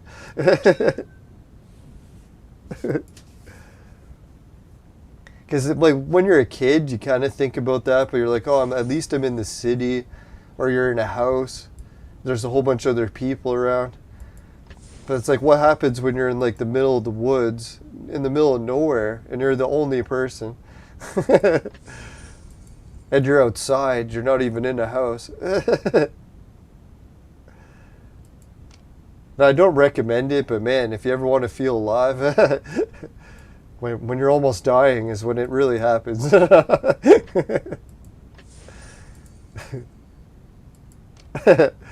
Yeah, no thanks. No, I did a video about it the one time. It's on my YouTube channel. I woke up the next day and I was a little bit freaked out because I was like, yeah, some weird noises happen in the middle of the night. And the weirdest part is I like moved in my tent where I was facing the wrong direction. So it's almost like I got out of the tent, changed directions, and then got back in and then totally forgot the whole experience. Because when I woke up, I was like, what the fuck? I'm facing the wrong direction. And I was sleeping in one of those tents. It's only like one way. It's like a coffin. So you can't really turn around in it without getting out. Because you're in a coffin, basically.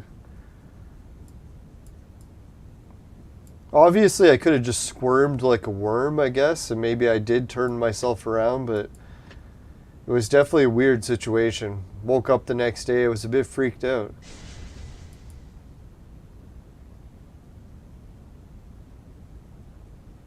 No, probably what happened is I must have just maybe slept walk and got out of the tent in the middle of the night.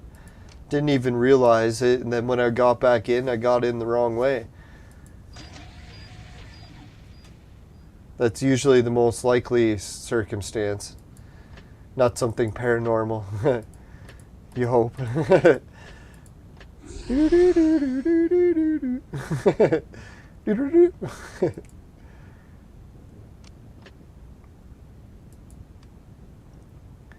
Alright, so what is the next hero we're looking at now that we've made Skadi? I was thinking, dear God, like I think the only thing we could really work on is upgrading heroes to red. Like people are saying, we got to make the next copy of Alice, so that way we can upgrade Alice to 3-star. So that's really what we got to focus on next. Alright, so next thing we need for Alice, we got her. We got to finish making him. We got all the ingredients. So we just got to make some extra ones of these and we'll have enough. Make him. Boom. So that's the next hero we're working on is Alice, 3 stars.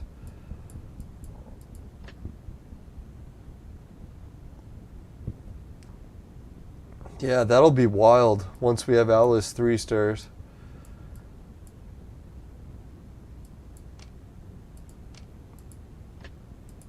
And how close are we to doing that? We have to get more of these heroes. Or wait, more of these.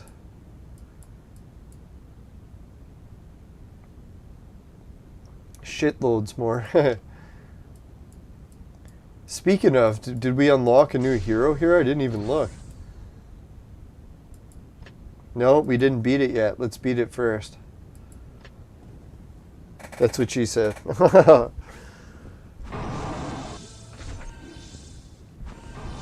Oh, Steadfast recommends a new Trail of Geology. That's cool.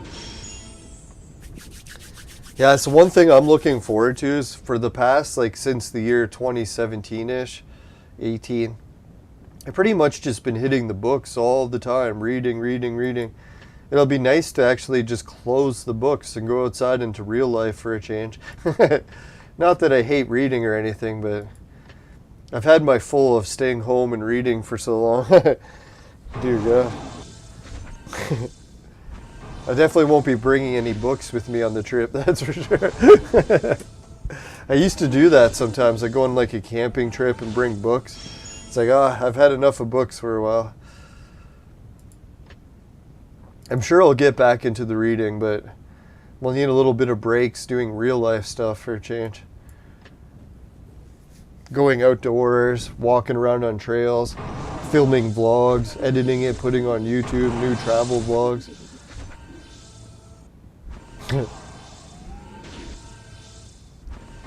I don't know, it's hard to believe if I actually got a YouTube channel that was good enough that I could make a living travel vlogging, but that's like a dream come true. Maybe we'll see it, maybe we won't.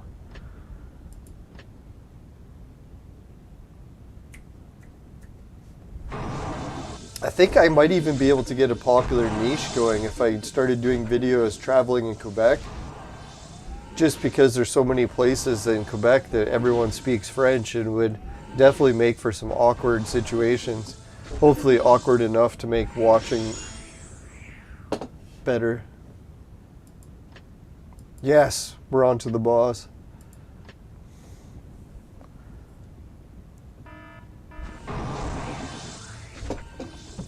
Oh yes, we got our hands on a big chest. The bigger the better. Ooh. 2 red scrolls, yes. Alright, let's see who we unlocked. Oh, it's the fire chick that we hate.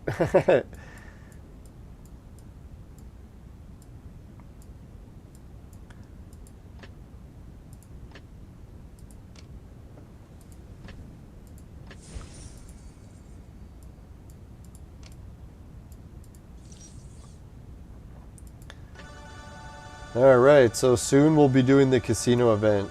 Oh, we might even be able to do it now. It's like 1 in the morning. Holy fuck, is it really 1 in the morning? Shit, we've almost been recording for 2 hours? How is that possible? I thought maybe an hour tops.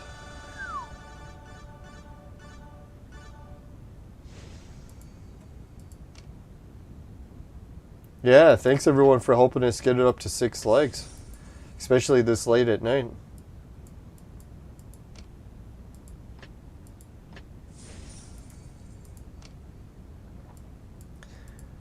Alright, so we got a shitload of stuff done. I can't believe we got Skadi done today. That was pretty good. I think Alice as the next hero upgrade sounds like the best route. If anyone's got an idea what we should do better first. I think the only other thing we could do is we do have some options to make another gold or ice hero. We could really just make her. That's kind of a sidestep move because I really don't think she's that good for anything. So if we did make her, we'd probably just consume her anyways. Yeah, so maybe that's what we'll do. We'll get Skadi up to red star. And then once we got her to there, then we can make her and then burn her to make Skadi 2 star ice. So we'll have her up to 2 red star in no time.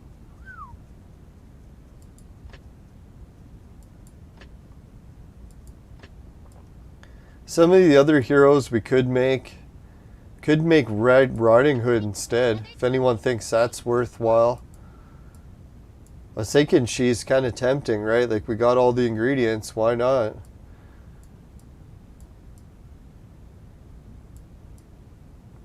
Who else was a bit tempting?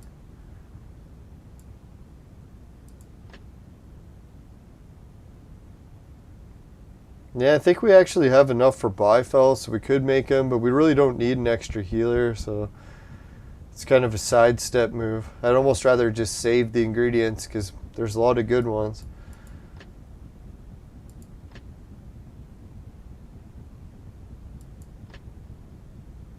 People are saying Anubis, but we're nowhere near. We just used our Theodora, so that ain't happening anytime soon. We could make this guy. If anyone thinks making this guy is worth it, we got enough ingredients to do it. So if anyone thinks Geb, should we make Geb?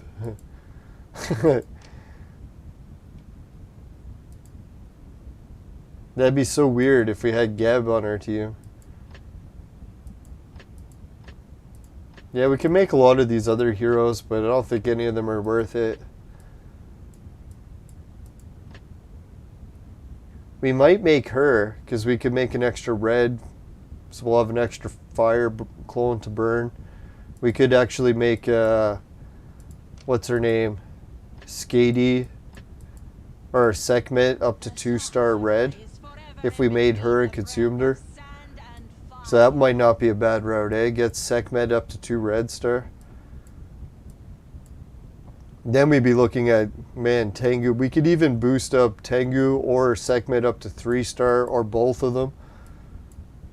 So we could have a team of Tengu 3-star and Sekhmet 3-star reds. That would start to get to an actual powerful team, I think.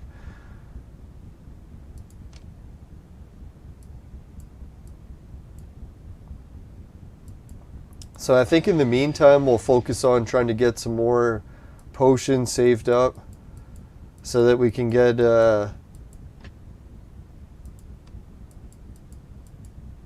Skadi up to her star level, up to the next one. 300 is for the next big one. So that's not too bad. She only needs 2 regular star upgrades.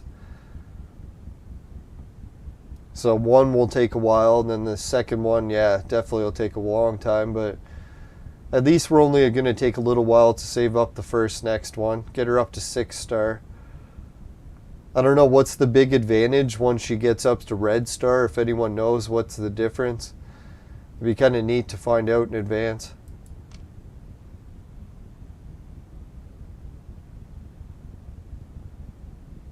Yeah, Dreamer's Rock, Devil's Rock, Cheminus. The Vision Quest gets pretty intense. Yeah, that's what I was thinking. Like the one Vision Quest I was doing, it was a lot of hardly ever sleeping, traveling across the province, visiting museums and ancient sites. And I started to just get like symbols flashing before my eyes all the time. It was really weird. I don't know if we'll get that intense again. Who knows? You know, it's the kind of funny thing when I think about making a video for it about YouTube. I know only like 100 people are going to watch it, but those 100 people are probably going to love it because they like been following my work for a few years, and they actually look forward to the videos and contribute even hundreds of dollars. So it's like, fuck. So as much as I'm kind of like disappointed that it's not going to be the greatest next hit on YouTube, but at least I know some people will watch it, so it should be still fun to go and make it. And who knows, maybe my new camera gear, it could turn out better than my other videos. Keep trying to hope that eventually I'll find an editing format that works. It's hard to edit videos, and I've never been good at it, so I'm not too optimistic that'll happen, but we'll try. Try to be realistic. There's a chance, small chance. No, and really the best part for me will just be experiencing it. I don't even really care how the videos turn out. That'd be kind of neat just to be there and do it. Not just be watching TV and reading books, actually experiencing real life.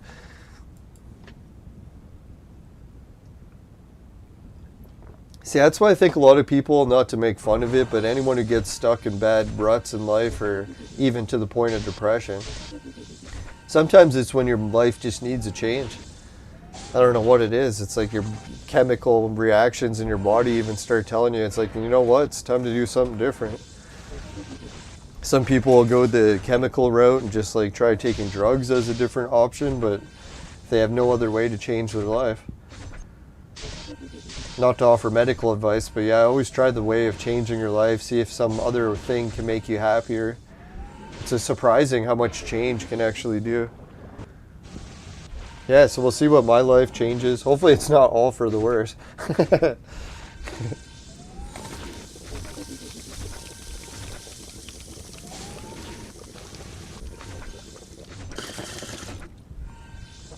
Yeah, it wouldn't be impossible too. Like, can you imagine I go up north, make a video about traveling, get like 100,000 subs, my YouTube channel grows to the point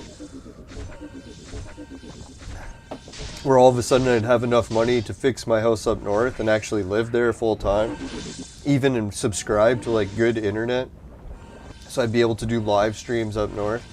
Oh, that'd be sweet.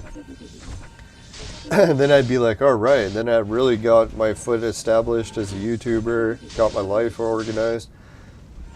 It's a long stretch, but it's doable. And who knows, it's probably 1 in a million chance, maybe less.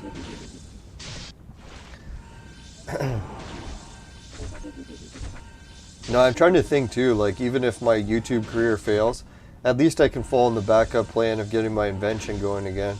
Because I keep getting a lot of people showing interest in it.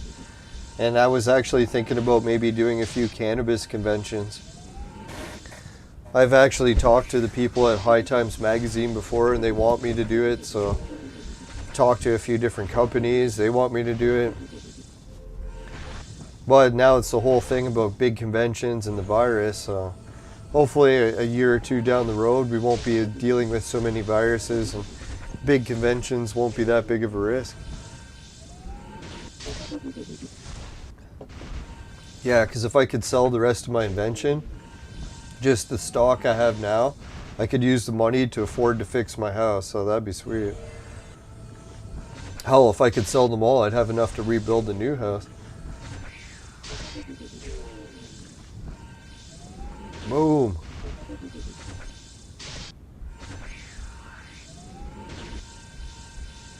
Boom, yes. Oh, I thought that was a victory. All right, let's just skip. Oh, we lost? Son of a whore. Hey, at least we got some actual pet collars. That was good. No, some of the viewers were asking if you can actually save up the items from these abysses, and that's actually the key. Let's show everyone before we forget. If you're trying to buy the treasure map and you're trying to get all the way to the end, see how the rewards for this map, they kind of suck.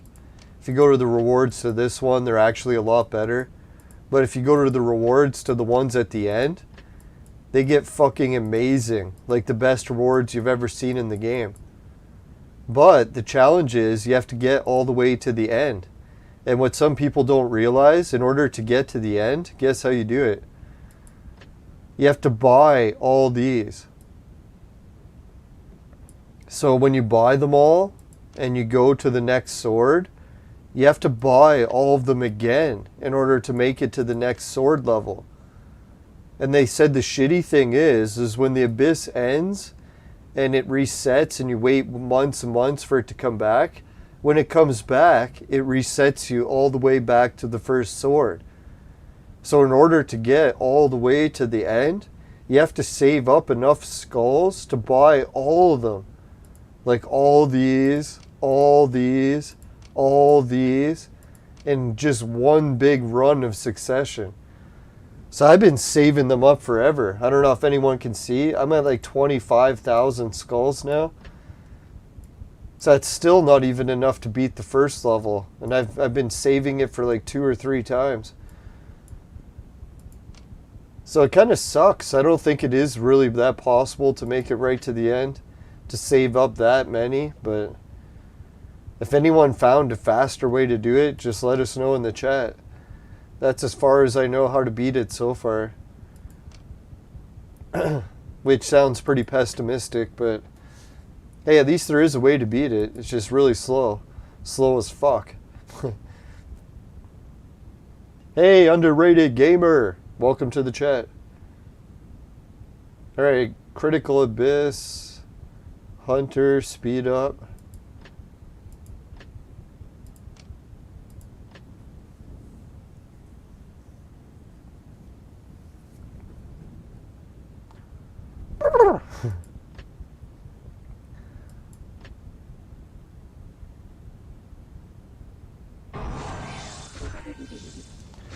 Yeah, I fucking hate mining. As much as mining is so essential to the economy and we need it for everything in our society, it sucks the damage it does to the wildlife.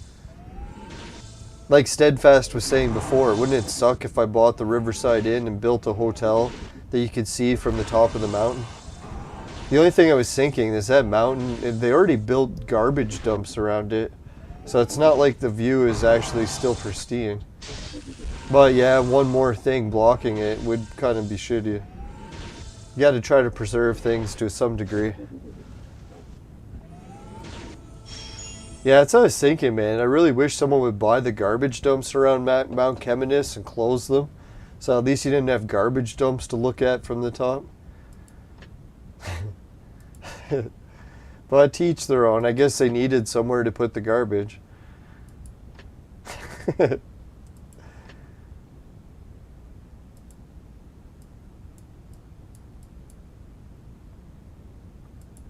Oh yeah, now we got double or healer action.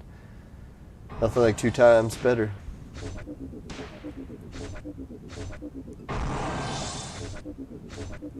Yeah, my mom actually used to live in Sudbury before I was born. And I went to Sudbury on part of one of my trips, and I played the disc golf course in Sudbury. Fucking loved it. The only thing that freaked me out a little bit about Sudbury is a lot of bears. Like, if anyone gets freaked out about bears, yeah, it's like Bear City in Sudbury. Fucking garbage everywhere, too. Like, the bears just take the garbage and throw it everywhere. So you literally end up with just garbage covering everything. I was kind of surprised, like, Sudbury, it's so far up north, but yeah, fucking garbage everywhere. I don't know if they ever found a way to clean up the garbage, but last time I was there, yeah, it was the most garbage I'd ever seen anywhere. But very nice in a lot of ways. Like, yeah, the disc golf course was nice. I played mini putt because I was catching the bus and I had to wait. So I waited and played mini putt at the mini putt next door to the bus station. It was pretty fun. I liked the Sudbury atmosphere. There was a few people from Sudbury that I met at the bus station, and they were telling me stories about how they hate people from Quebec. I was like, what the fuck? Why do you guys hate Quebec so bad? And they said what happens is Quebec, they pay a lot less taxes, but the retirement's not so good. So what happens is a lot of people from Quebec come to Sudbury to retire and then just milk the province for their retirement money.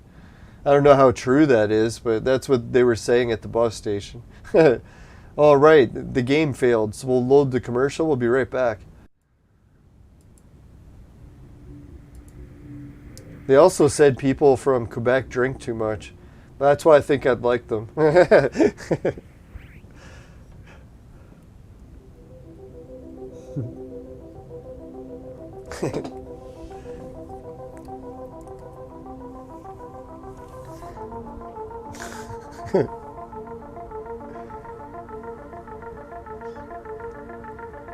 Now, I like the idea of paying less tax too. That'd be good. If Quebec's doing something right, that sounds good.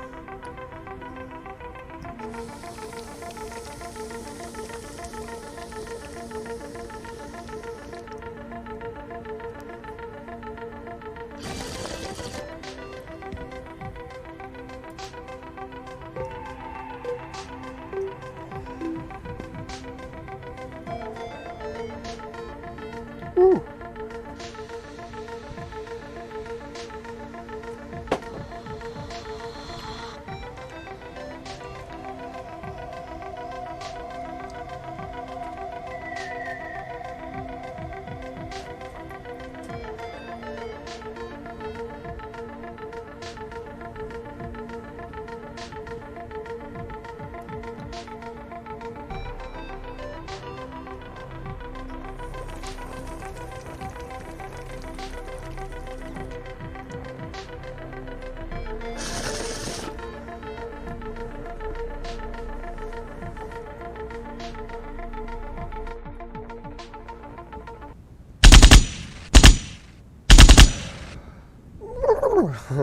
Welcome back.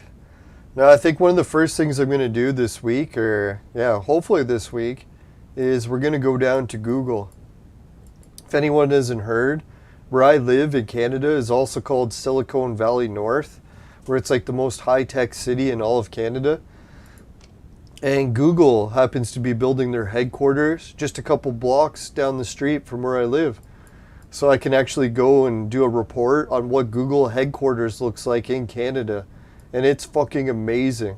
I don't know if anyone's seen like Google high-rises before, but when they come into your city, they like tear down shit and they build a fucking giant skyscraper to like the heavens. Like fucking huge buildings. So yeah, this giant city, they're calling it, like Google City. We'll get a look at it. And I haven't actually checked it out too much myself either, so it'd be neat to see what it looks like. So yeah, that'll be one of the first videos we'll add to my channel, and we'll check out what's happening at Google. And there's a couple little suspicious things going on. I don't want to give too much away, but it doesn't look like all fun and games at Google. There's even words about a curse. So we'll check out the evidence about what kind of curses could be happening at Google. And we'll try not to be too hard on Google because they are my boss after all, right? So we can't pick on them too much.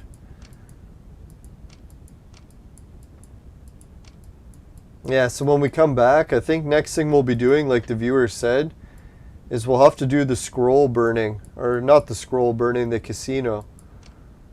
So we'll see what the casino rewards are like. We might win Darius coming up, and we're going to take a few spins, see if we can win Western Shoe again. We could win some of these heroes, which wouldn't be that bad either. Excuse me. Our real goal is to make 2 extra golds so that we can make a new red. Because once we get 2 burner golds, then we can do it. And then once we make the next red, it'll probably be Alice, if I had to guess. So that's probably what we'll do, is we'll use these scrolls to try to make our next Alice. I don't know if we can do it, but we'll try. No, let's check. What else do we need to make Alice right now?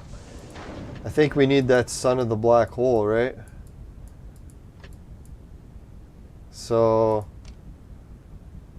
how much Son of the Black Hole do we actually have? Even as a Buddha, your steel. Only in fairy tales does the one you love tell you you will forget. So we got all 3. Wow, I think we even got a 4th one, so we'll just burn the 3 we got.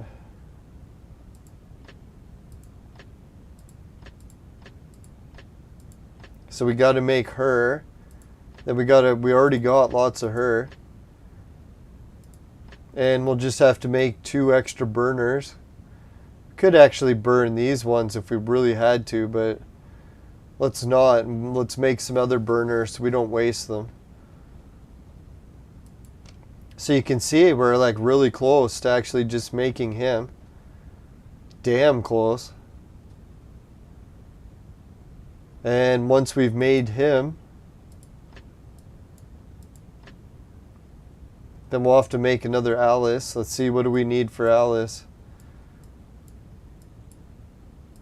We got the 3 of her. We got the extra of him in storage. And we got him. Yeah, so we're just these 2 fragments away.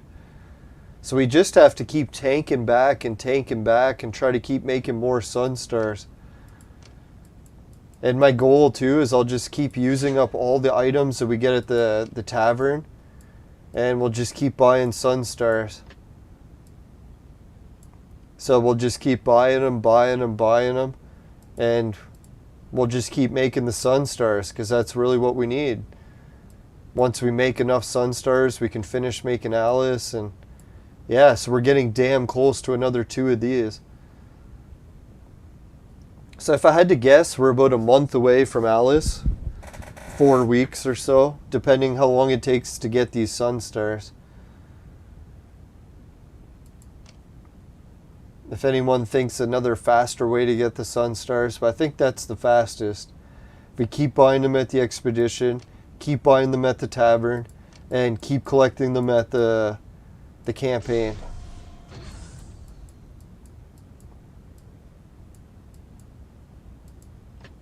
Because, yeah, if we keep collecting the sun stars at the campaign, what other faster way is there?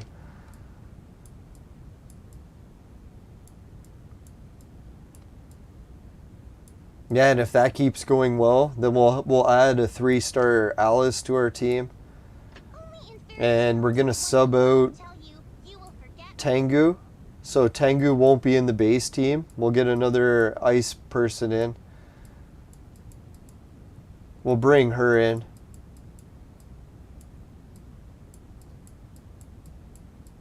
Yeah, we'll bring in Skadi. So soon we can have just an ice and chaos team.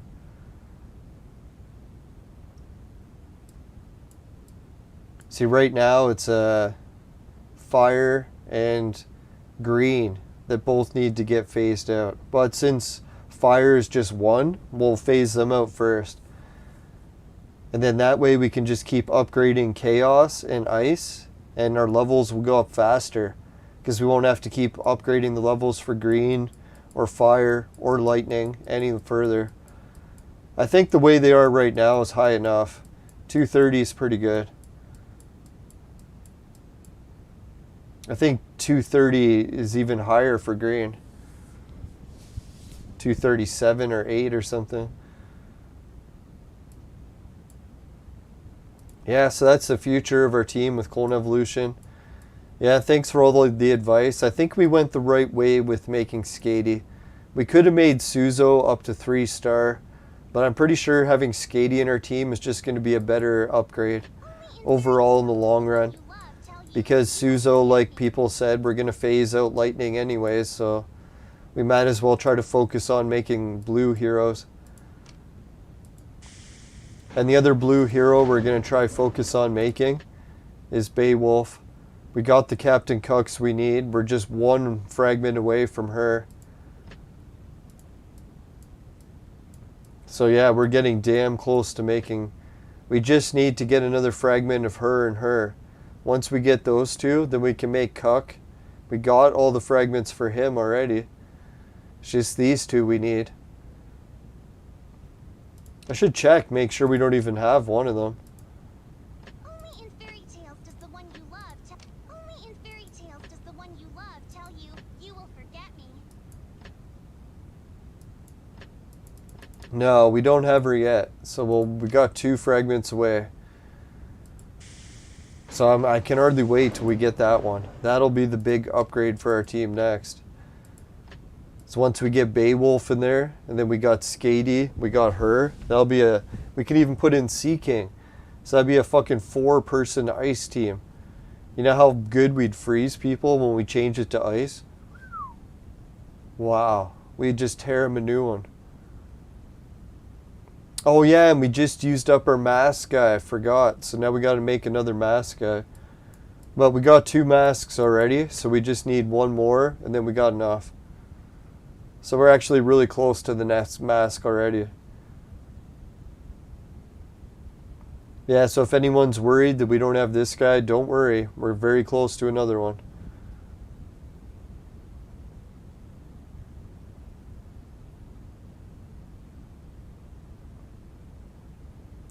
Oh, Augusta wants to see the red items for a moment. Alright, let's check those out. I'm assuming he means, what is it? Red items. These? Yeah, we don't have many 140 gear. We're still working on finishing our 150 set. If you want to see how many 150 sets we got 150 for Alice. We got 150 for Tengu. We got 150 for Freya, except for one piece. And then the other heroes we still need, we only got 140 for everyone else. And when it comes to the red chips, or yeah, we don't have any red chips. So that's what we got for reds. Yeah, so 3 sets of 150 is pretty good, right? It's almost half of our base team. Already up to 150. I think once I get a 6th set of 150, That's when I'm going to boost someone and start making a 160 set. I don't think I'm going to bother trying to make the whole Darwin team 150. 140 is good enough.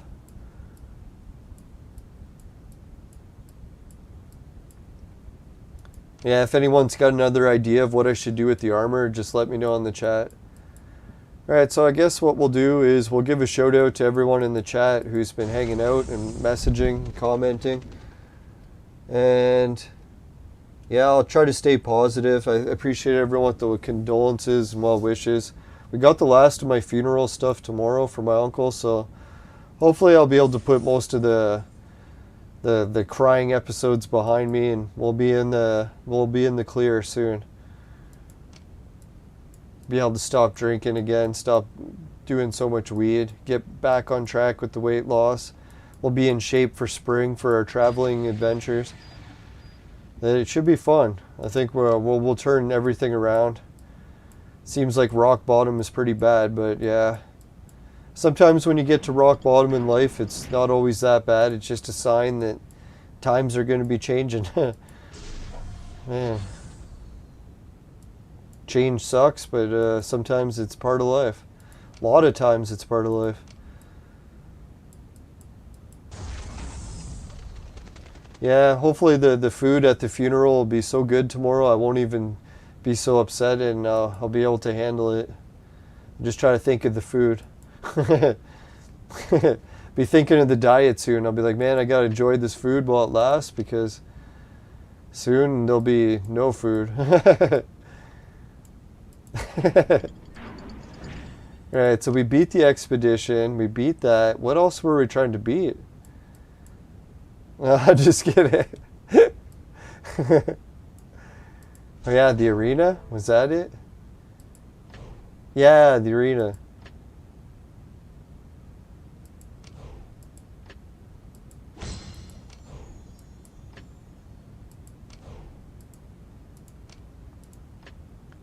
Now, some days I think of the Star Wars movie. Remember when Luke Skywalker came back home one day and his whole family had died? And then he had to go on some big adventure, so you gotta figure, not that you want your whole family to die, but man, even if worse comes to worse, life is like that. We can always rebound and try to rebuild. You never know what adventure is in store next.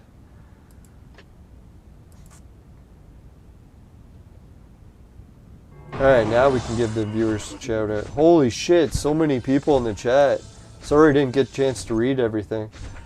Alright, Augusto, Pasco Basilio, Naked HD, Kura, Deepak Singh, Steadfast, Kura, Deepak Singh, Kura, oh yeah, Muhammad Azhar, Deepak Singh, Steadfast, Muhammad, Admiral Piet, Muhammad, Old Stinger 11, Gerald Bueno, Old Stinger, shout out to the Entropians, Old Stinger, Muhammad, Steadfast, Old Stinger, Gerald, Old Stinger, Muhammad, Gerald, Steadfast, Muhammad, oh, BR Recruit, what Gremlin, yo, how's it going tonight? It's going pretty good, thanks, what Gremlin. Sorry I missed the chats. Augusto, Pascal Basilio, Naked HD. So thanks everyone. Wow, I don't know how I deserve so many viewers. That's amazing.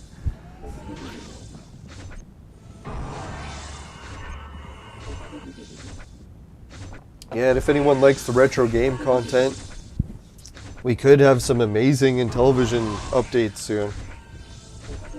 I'm probably going to try hooking up all my retro consoles, getting my new stereo mixer hooked up, getting all the consoles running through the mixer and to my computer.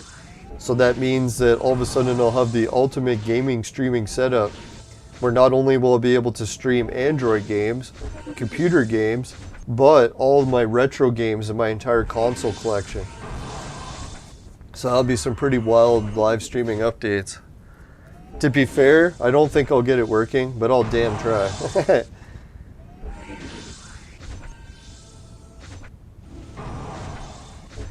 Yeah, that's what I was thinking. I really appreciate it too, everyone helping cheer me up with all the funeral stuff, because it's nice to get a break from being down in the dumps.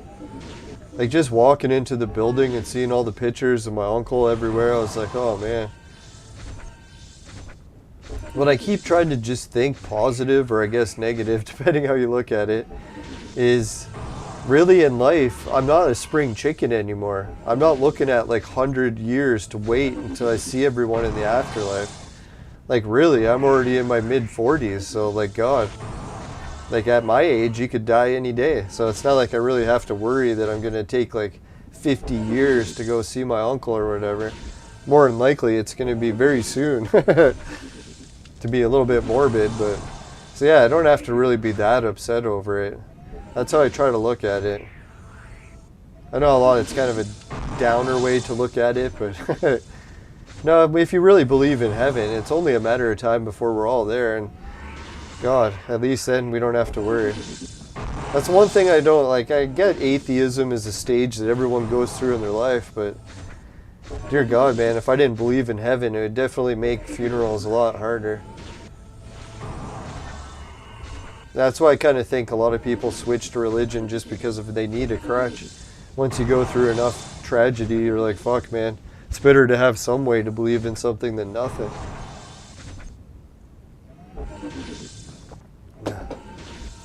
It's better to have one crutch than none. And who knows, everyone can find whatever religion works for them. Who knows, maybe it's not even a religion, but some sort of crazy pagan belief. I know all about that.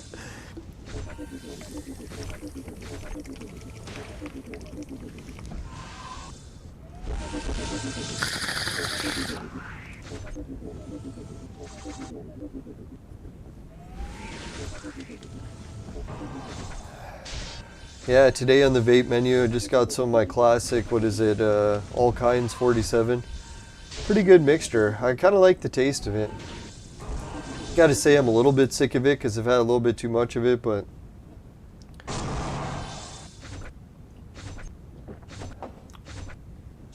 hopefully I can get someone to water my plants while I'm gone. I'll have to get some sort of auto watering system. It won't be the end of the world if 4 plants die on me, but it'd be nice to get a new flavor.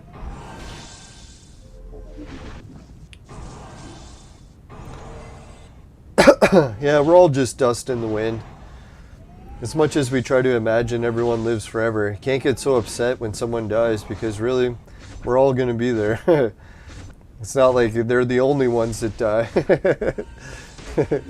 We all do. Some just sooner than others.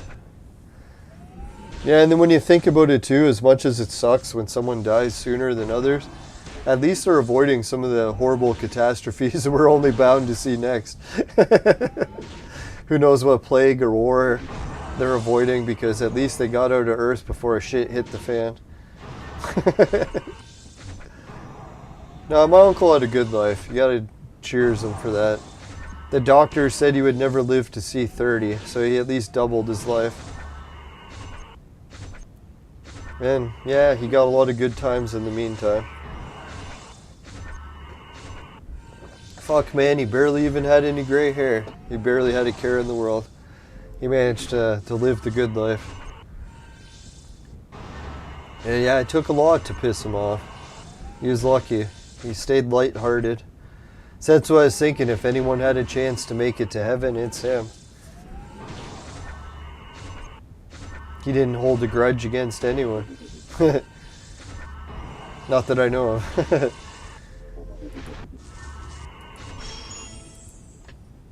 Yeah, it's hard to go through life without holding a grudge, because man, how many people fuck you over?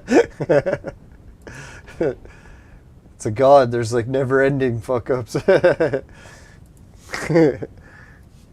For my life, anyway.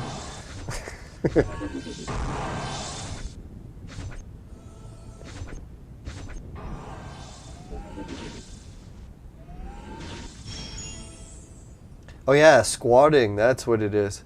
So yeah, so I'll go up north, or no, yeah, I'll go up north this summer, visit some friends, some family, or some, maybe even some viewers. visit the old man squatting in my garage. Hopefully get him out and fix the garage. Who knows, maybe even raise enough money to fix the place up enough to stay there longer. Wow, that'd be something. That really would be the adventure of a lifetime. Be like, you know what? I fixed my garage so nice, it's actually nice enough to stay. That'd be crazy. Now, it is a big garage. If anyone's seen my garage up north, it's I don't know if I had to guess how many square feet. What's 20 by 20 in square feet? Is that 400 square feet? Could be. So 400's not giant or anything, but it's definitely not small either. It's bigger than the average off-grid cabin.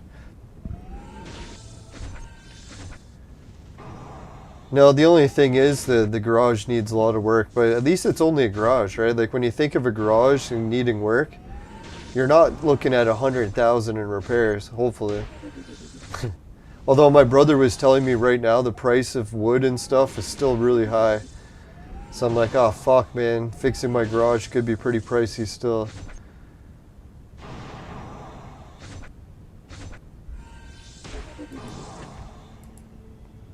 Yeah, Steadfast has got a good idea too. Fix my garage and then get some insurance.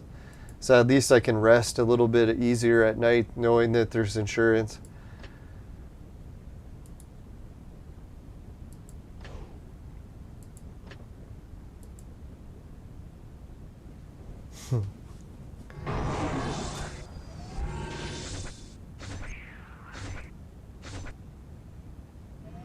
Yeah, really what I should do is try to start meeting some contractors and know how to do plumbing. Because if I could get plumbing to my garage, yeah, that'd be a big upgrade. Hook it up to the septic tank, get some running water. Because yeah, if my garage had running water, like an actual washroom, that'd be like making it to the point where you could start selling that property for a pretty penny once there's an actual functioning washroom.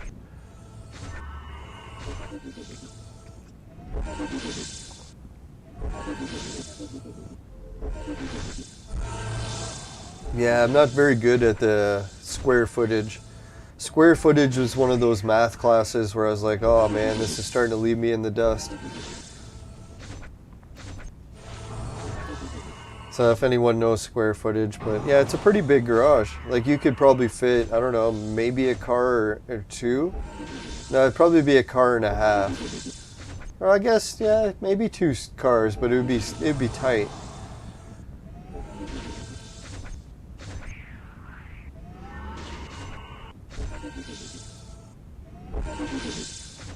Now the only thing I really like about the garage is if I could get a ladder up onto the roof. It's kind of a flat roof and it was facing Mount Keminis. So I don't know if it's tall enough that you can see it, but if I had to guess, it's probably still not tall enough. What I'd have to do is build like a watchtower on the garage and then you could see it.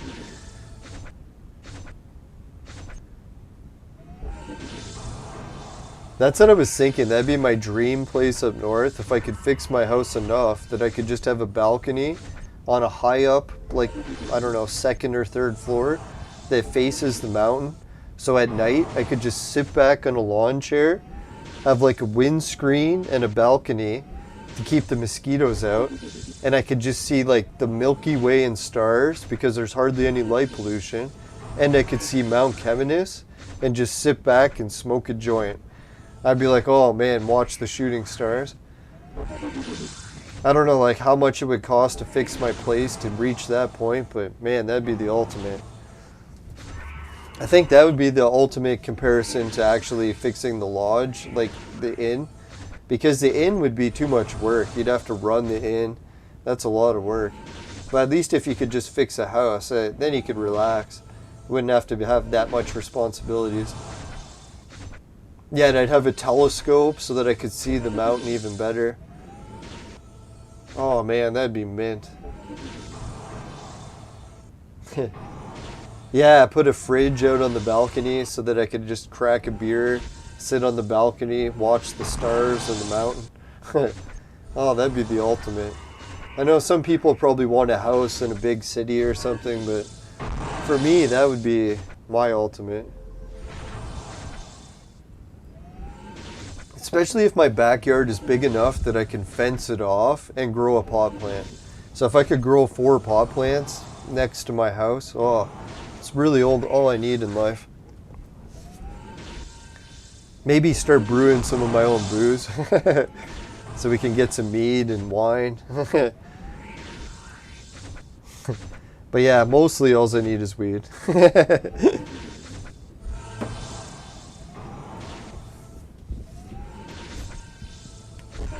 Nah, I think it's asking a lot in life, but hey, you gotta try to set the goals high sometimes. Fix my house, build another story, put a balcony on it.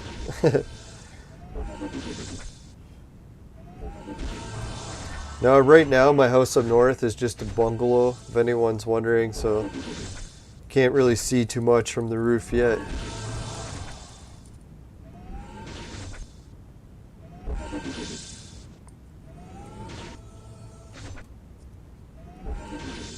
Yeah, that'd be the best if I could afford to tear down my place, build a 2 or 3 story house, put a balcony on that facing the mountain. Oh yeah, you could see it no problem. That would be the ultimate. That'd be like the ultimate retirement home, where I could just sit on that balcony for 50 years. Wouldn't matter.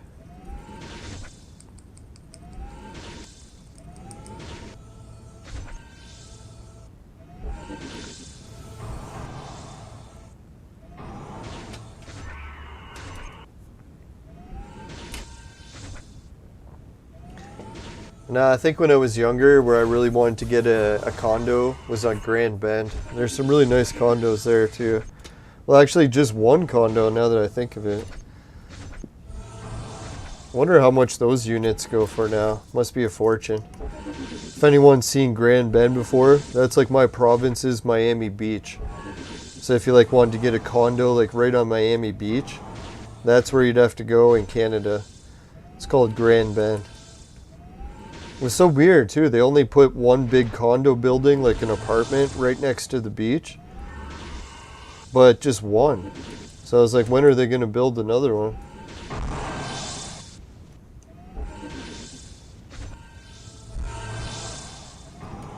And obviously it's nice to have a condo there because, man, so many hot babes at the beach, and it's where all the action is.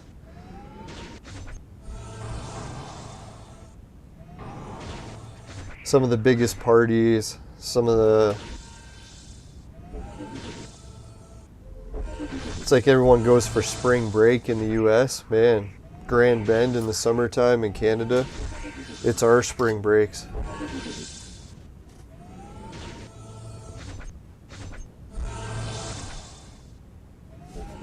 Switch the taps. Is it a joke? I don't know.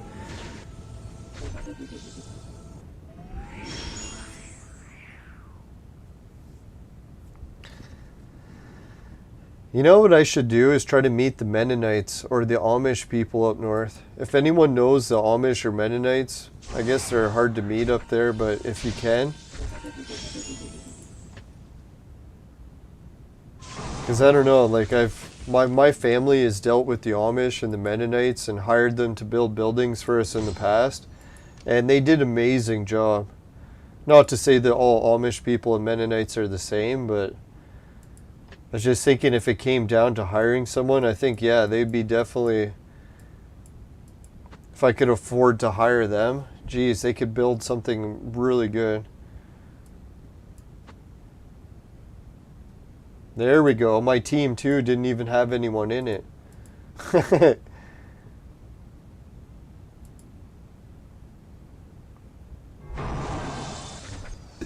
Yeah, I think the Amish and the Mennonites, their quality and their price was good. That's why my uncle went with them.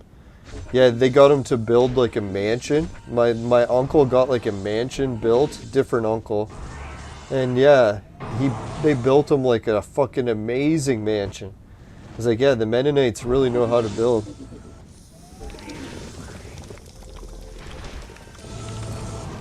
It made me sad when he sold it. I really wish he would have just kept it. It was like an off-grid mansion too, because it was like out in the wilderness, where it was out in the country. So it was like on the side of some farmer's lot.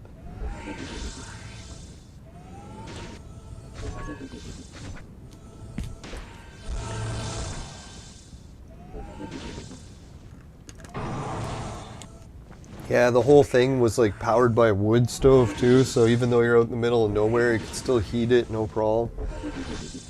Really nice wood stove.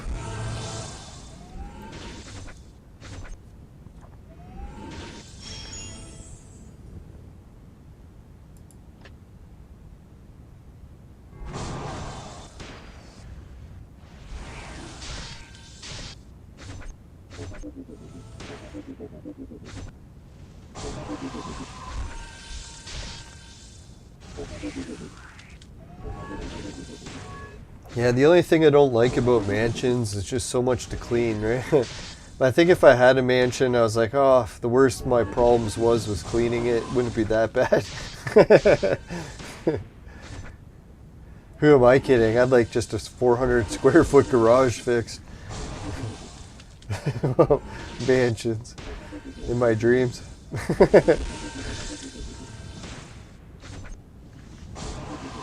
Yeah, the Mennonites, how they do everything like anarchy-wise, it's somewhat appealing, right?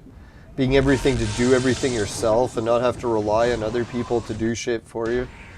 The whole self-reliance, the whole off the grid.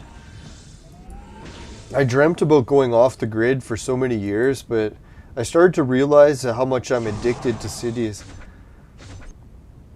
Like, dear God, Amazon. I love Amazon so much. If I ever had to cut myself off Amazon, that'd be so hard. Being able to order packages and have them show up the next day. I guess you could learn to get away with it, but just have to go to a post office once a month or something, and it would take all day to travel there.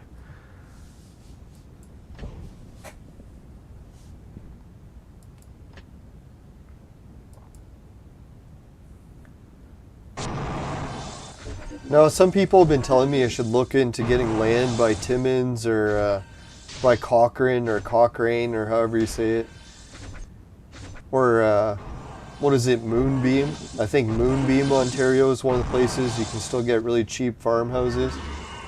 Oh, it looks like the game is closing. So we'll have to wrap it up.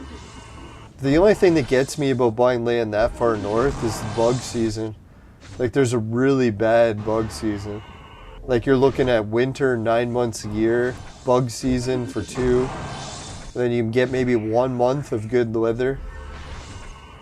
So that's pretty intense if you can handle just 1 month of good weather, but who knows, maybe one day I'll go that route and try getting property that far north. I'd almost much rather just try Mexico. As much as you get shot at least you wouldn't have to deal with winter so much. I don't know what's worse, winter or getting shot at. I shouldn't joke, but it's a serious question. The debate is real.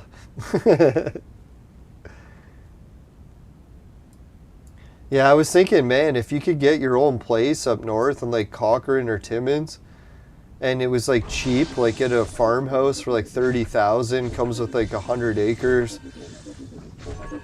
You could get horses, you could get goats, you could get your own cows. You could really build like a ranch. It'd be pretty wild.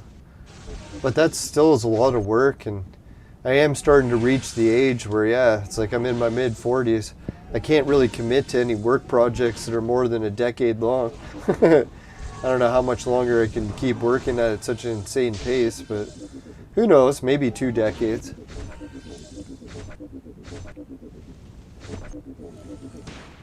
My dad seemed to be pretty good until he was 65. 70 is when he started to get a lot of surgeries.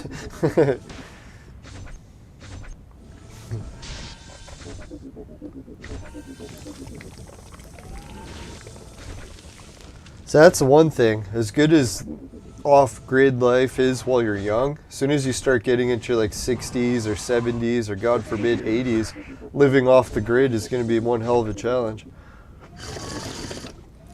Unless you get it down to the point where you're like one of those hermits that can manage to do everything by yourself.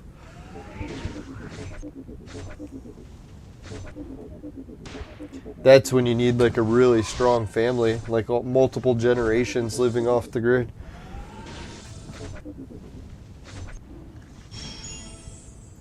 Which kind of makes me wonder, one of the viewers that we had called in a long time ago, who was his name, Noah, his dad actually did that, where he was living off the grid, and he had kids at a much later stage in life.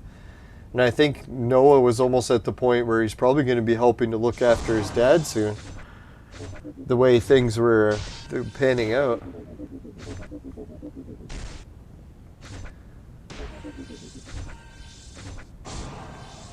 So yeah, hopefully we'll get a hold of Noah again, get some updates, what he's been up to. You know, we haven't talked to him in months.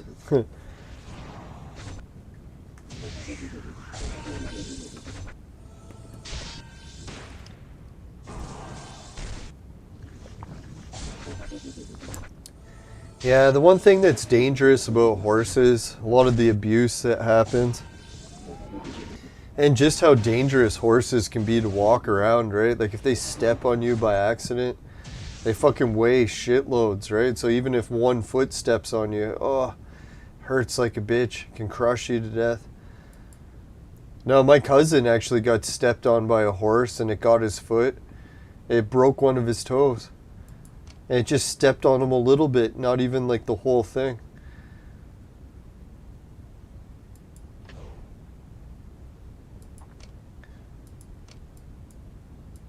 Yeah, but if you could get horses on a farm and get a ranch going, you definitely can make a lot of money, because people pay money to keep horses somewhere at a ranch. Sort of like a dog kennel, but except for horses. It would be kind of a neat job to think about it.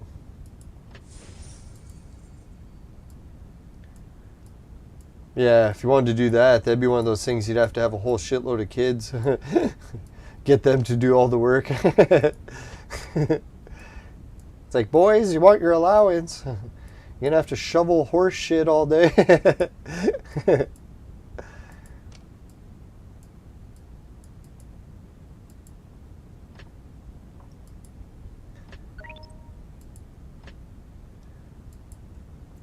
Now, I've seen a lot of YouTubers go that direction, where they're going in the route of getting their own ranch. Mike Tyson went that route. He has his own ranch now. Who is it? Ronda Rousey from the WWE and UFC. She got her own ranch. Yeah, if you can handle it, man, getting your own ranch seems like the way to go. Now, I was thinking if I ever got my own ranch, what I'd probably do is rent out part of it to some of my friends so that they could help too. Like my one buddy Frank, man, he'd make an excellent roommate for a ranch because he's so good at fixing shit. And he has a car and he's a very good driver. He'd definitely be a good roommate for a ranch.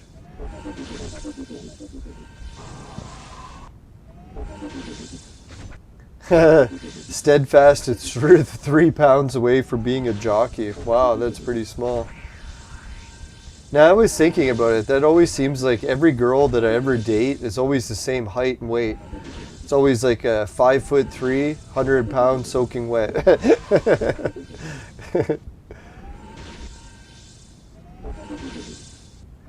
I don't know what it is. Or 5'2", I guess. 5'2" or 3.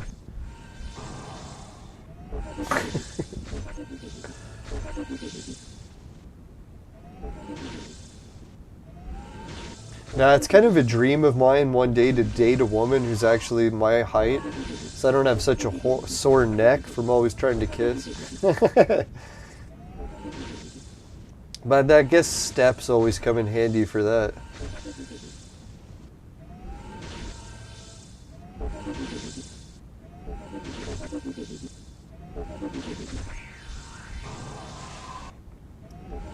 Yeah, I think we're actually going to beat this guy. Famous last words.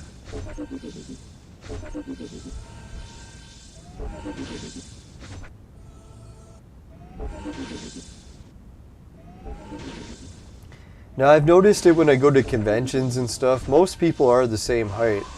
Because I'm like 6'2", if I go to a crowd that say has like 100,000 people, there's probably only like maybe 10 or 20 people that'll really be my height, and everyone else will be like 5'5" or 5'6" or whatever it is.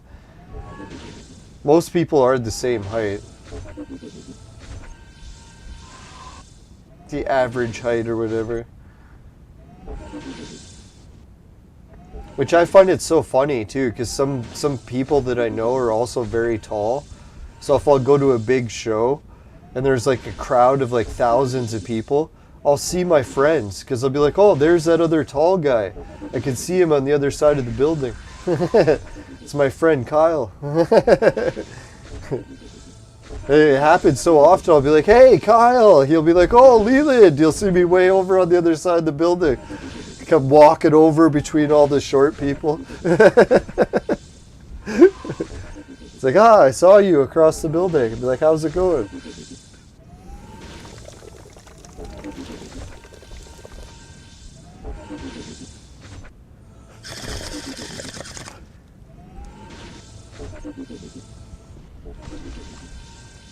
"5'2", eyes are blue." Yeah, I guess that is a song, now that I think about it. Yeah, I can't wait to go up north and start traveling and getting some videos, man. It'd be funny if all of a sudden I can do it for a living.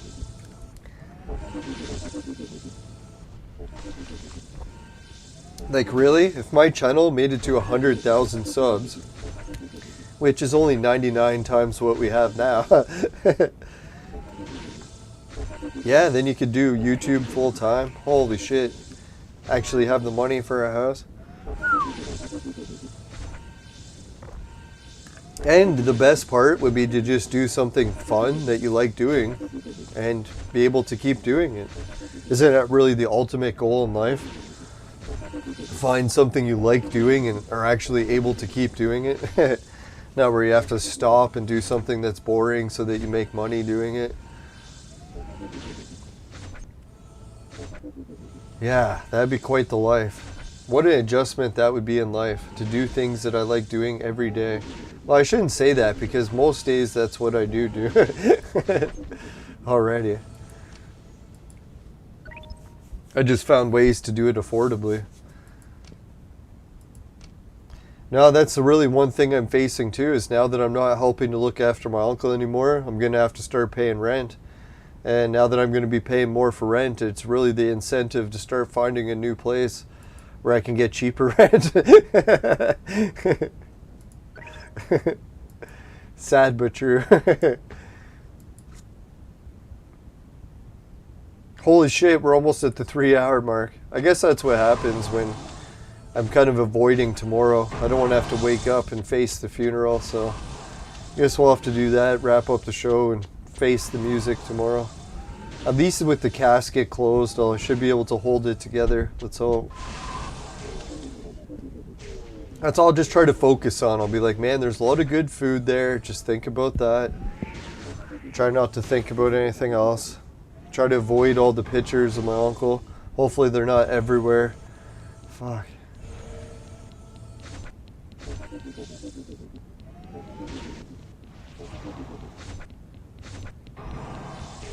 Now, and I'll try to focus on too that life isn't really coming to an end. It's just at a crossroad. I gotta focus on changing my life, and just because everyone's not the same in it anymore doesn't mean it has to be over. It just has to be some changes. Yeah, and change is always not always the easiest, but you gotta adjust the best you can. Who knows, maybe I'll look back in like 5 or 10 years from now and be like, you know what? Those were some hard changes, but it was worth it.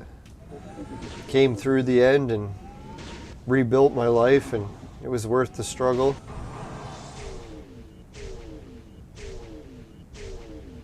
Got some damn good video games. Now my video game collection, not to brag, but the way I set it up today and then the new games that I ordered, shit man, when everything's all set up and working, I not to brag, but I think this is probably the best video game room I've ever seen, let alone that it's actually in my house. It seems so weird. So I don't know if I'll get it all working. I hope I do, because man, if it does, it'll blow my mind. Yeah, who knows? Maybe my video game room will be enough for my YouTube channel to pick up. Could be. Like really, it's starting to get to the point where I'm like impressed myself. I'm like, holy shit, man, this video game room is starting to get fucking giant. Every video game known to man.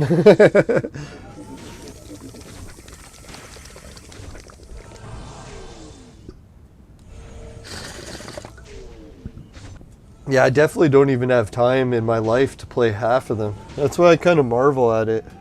When I was a kid, I always never had enough video games. Never had enough. Always had to play the same ones over and over again to death because we just didn't have enough. Now I've reached the exact opposite of my life. I have enough video games where I could just play new games every day for every minute, and still I would never have enough time to play them all.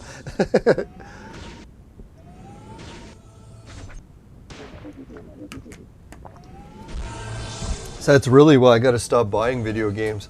It's like, how many video games do you need when it reaches the point where you're already more than you could ever play in your whole life?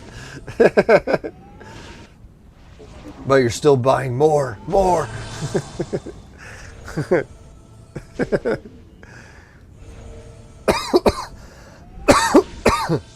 Yeah, I better call it after these ones from Toronto.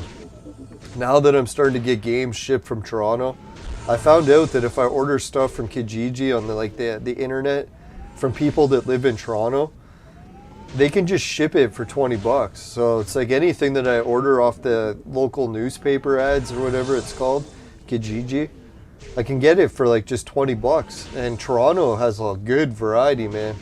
You're talking about a good like local newspaper ads. Toronto is where it's at. It's nice. Some of the people are actually starting to ship the stuff. They're like, sure, I'll ship it. Why not? It's like, all right. Now I'm getting to the point where I'm starting to get into too much collecting, buying stuff in Toronto.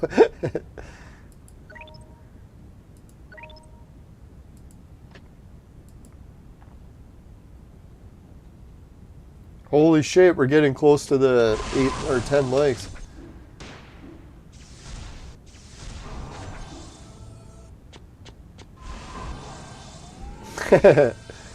Yeah, listening to the song warps you. Yeah, that's what I'll do. I'll blame the music. Had nothing to do with me. It was all the music's fault. Yeah, VR all day.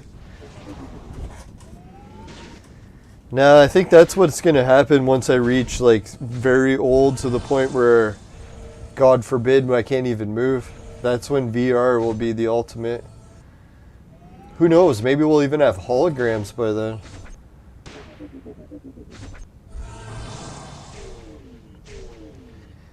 Yeah, that's what I figure. Like, I'm really $100,000 away from turning my life around. If I could get 100,000, I'm not that far off.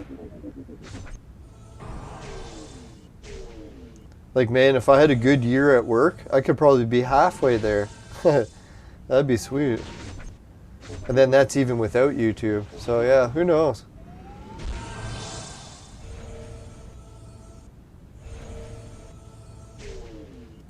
Yeah, the only thing that disappoints me is the way inflation is going. Every time I think that I'm starting to get ahead by saving money, it's just not working because money just isn't catching up with how fast inflation's going. By the time you save $100,000, it's only worth 10. It's kind of crazy. But oh well. That's the one thing the Amish and the Mennonites got right. If you're making booze, if you're making your own weed, if you're growing your own tobacco, which I guess isn't even legal. But yeah, if you're doing everything yourself, you don't ever have to worry how much stuff costs to buy it because you're making it all yourself. And then you can just sell it for whatever the going rate is. if you're allowed to sell or trade, whatever the shit is.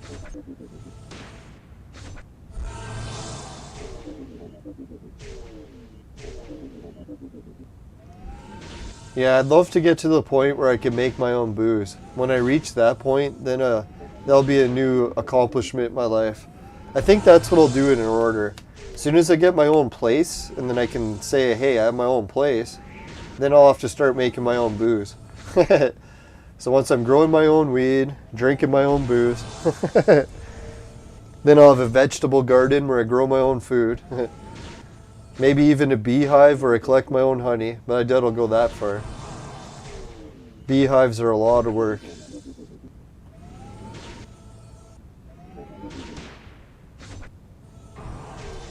Yeah, that's what they say for living expenses. It's good to have 3 months in the bank. That's when I started to get a little bit lazy with work, is once you start to save like 10 years of living expenses, then you're like, oh, maybe I should just take 10 years off. Now, that's what happens when you live with your family, right? If you can get your living expenses down to like just a couple $100s a month. Like I was lucky where my brother works for the phone company, so he would just pay my phone bill for me as a gift once a year. So I reached the point where I don't have a phone bill. And then the only bill I had was rent. And then if I was looking after my uncle, there was rent gone. So I'd say, yeah, if you can get your living expenses almost down to zero, it's like pretty wild. But yeah, not everyone's that fortunate that they have friends and family that need them, that they can actually help out with other bills so that they could do it in exchange. So now I'll have to start definitely looking into another living arrangement that's cheaper.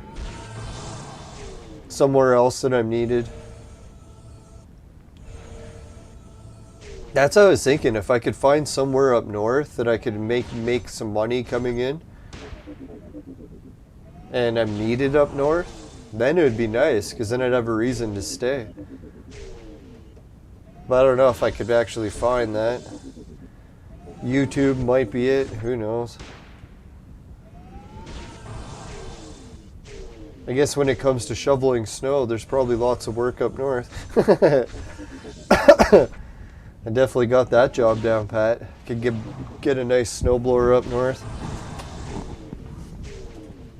Get 10 customers, you got enough to pay the bills.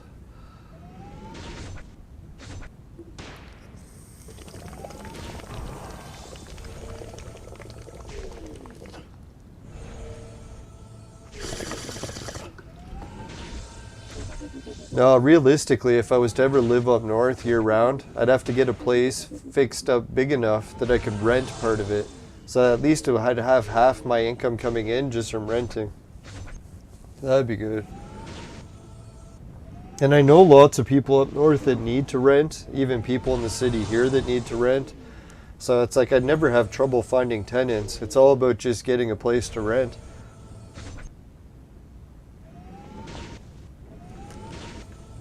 I was thinking that if I ever fix my place up north, what I should do is fix the foundation. So that when I fix the foundation, not only do I repair the foundation, but I alter it so that it has a second entrance. So that way I could rent out the basement if I wanted, because it would have its own entrance. That'd be pretty sweet.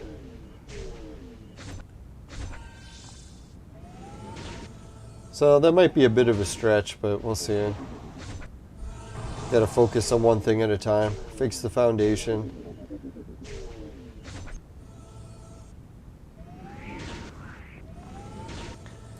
Alright, so yeah, I think the game is shutting down, and I got to really wrap things up so I can try to make it through the funeral tomorrow. Yeah, I appreciate all the well wishes. Yeah, once tomorrow's over, that's how I got to look at it. Tomorrow's the worst of it. Then I got to focus on rebuilding a life, but yeah, it's going to be one step at a time. Try to focus on what things I got still going for me. Appreciate all the viewers helping out. Feels like I have like a second family when it comes to YouTube now, so it's definitely a lot better than having nothing to fall back on. Alright, so we can make some more heroes. We got a new lightning. Yeah, and if anyone's got any ideas of what I should do next in the game, but I'm thinking definitely Arena Girl is the way to go. If I can get her up to 3 stars, that's a good next step. And then once we get Arena Girl to 3 stars, excuse me, then we'll focus on a new direction. But right now, the new direction is Arena Girl 3 stars. I think that's where we're going. Where are we going? Westward ho. Alright, so thanks again everyone for tuning in. Really appreciate it. And I'll give everyone an update too. We'll do another unboxing video. When I put my new Intellivision games, you can see the shelf has changed a little bit.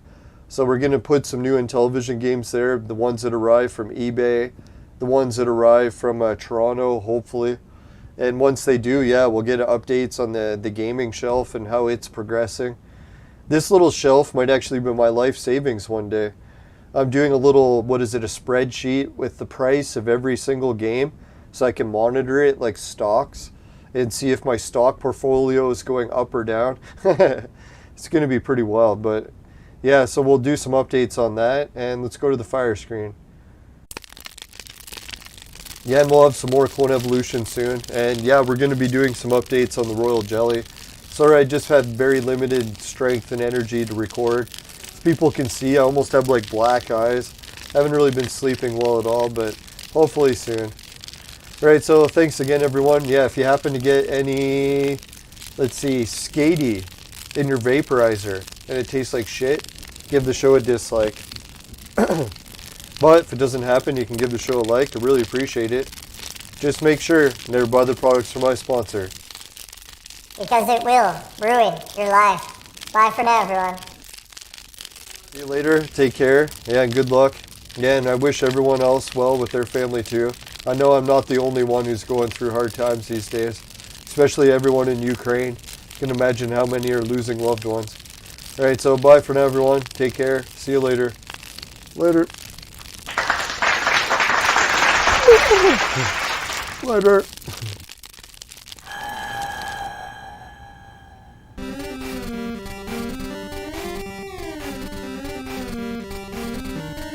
Yeah, sometimes the truth needs to be said. You can't be sorry for that.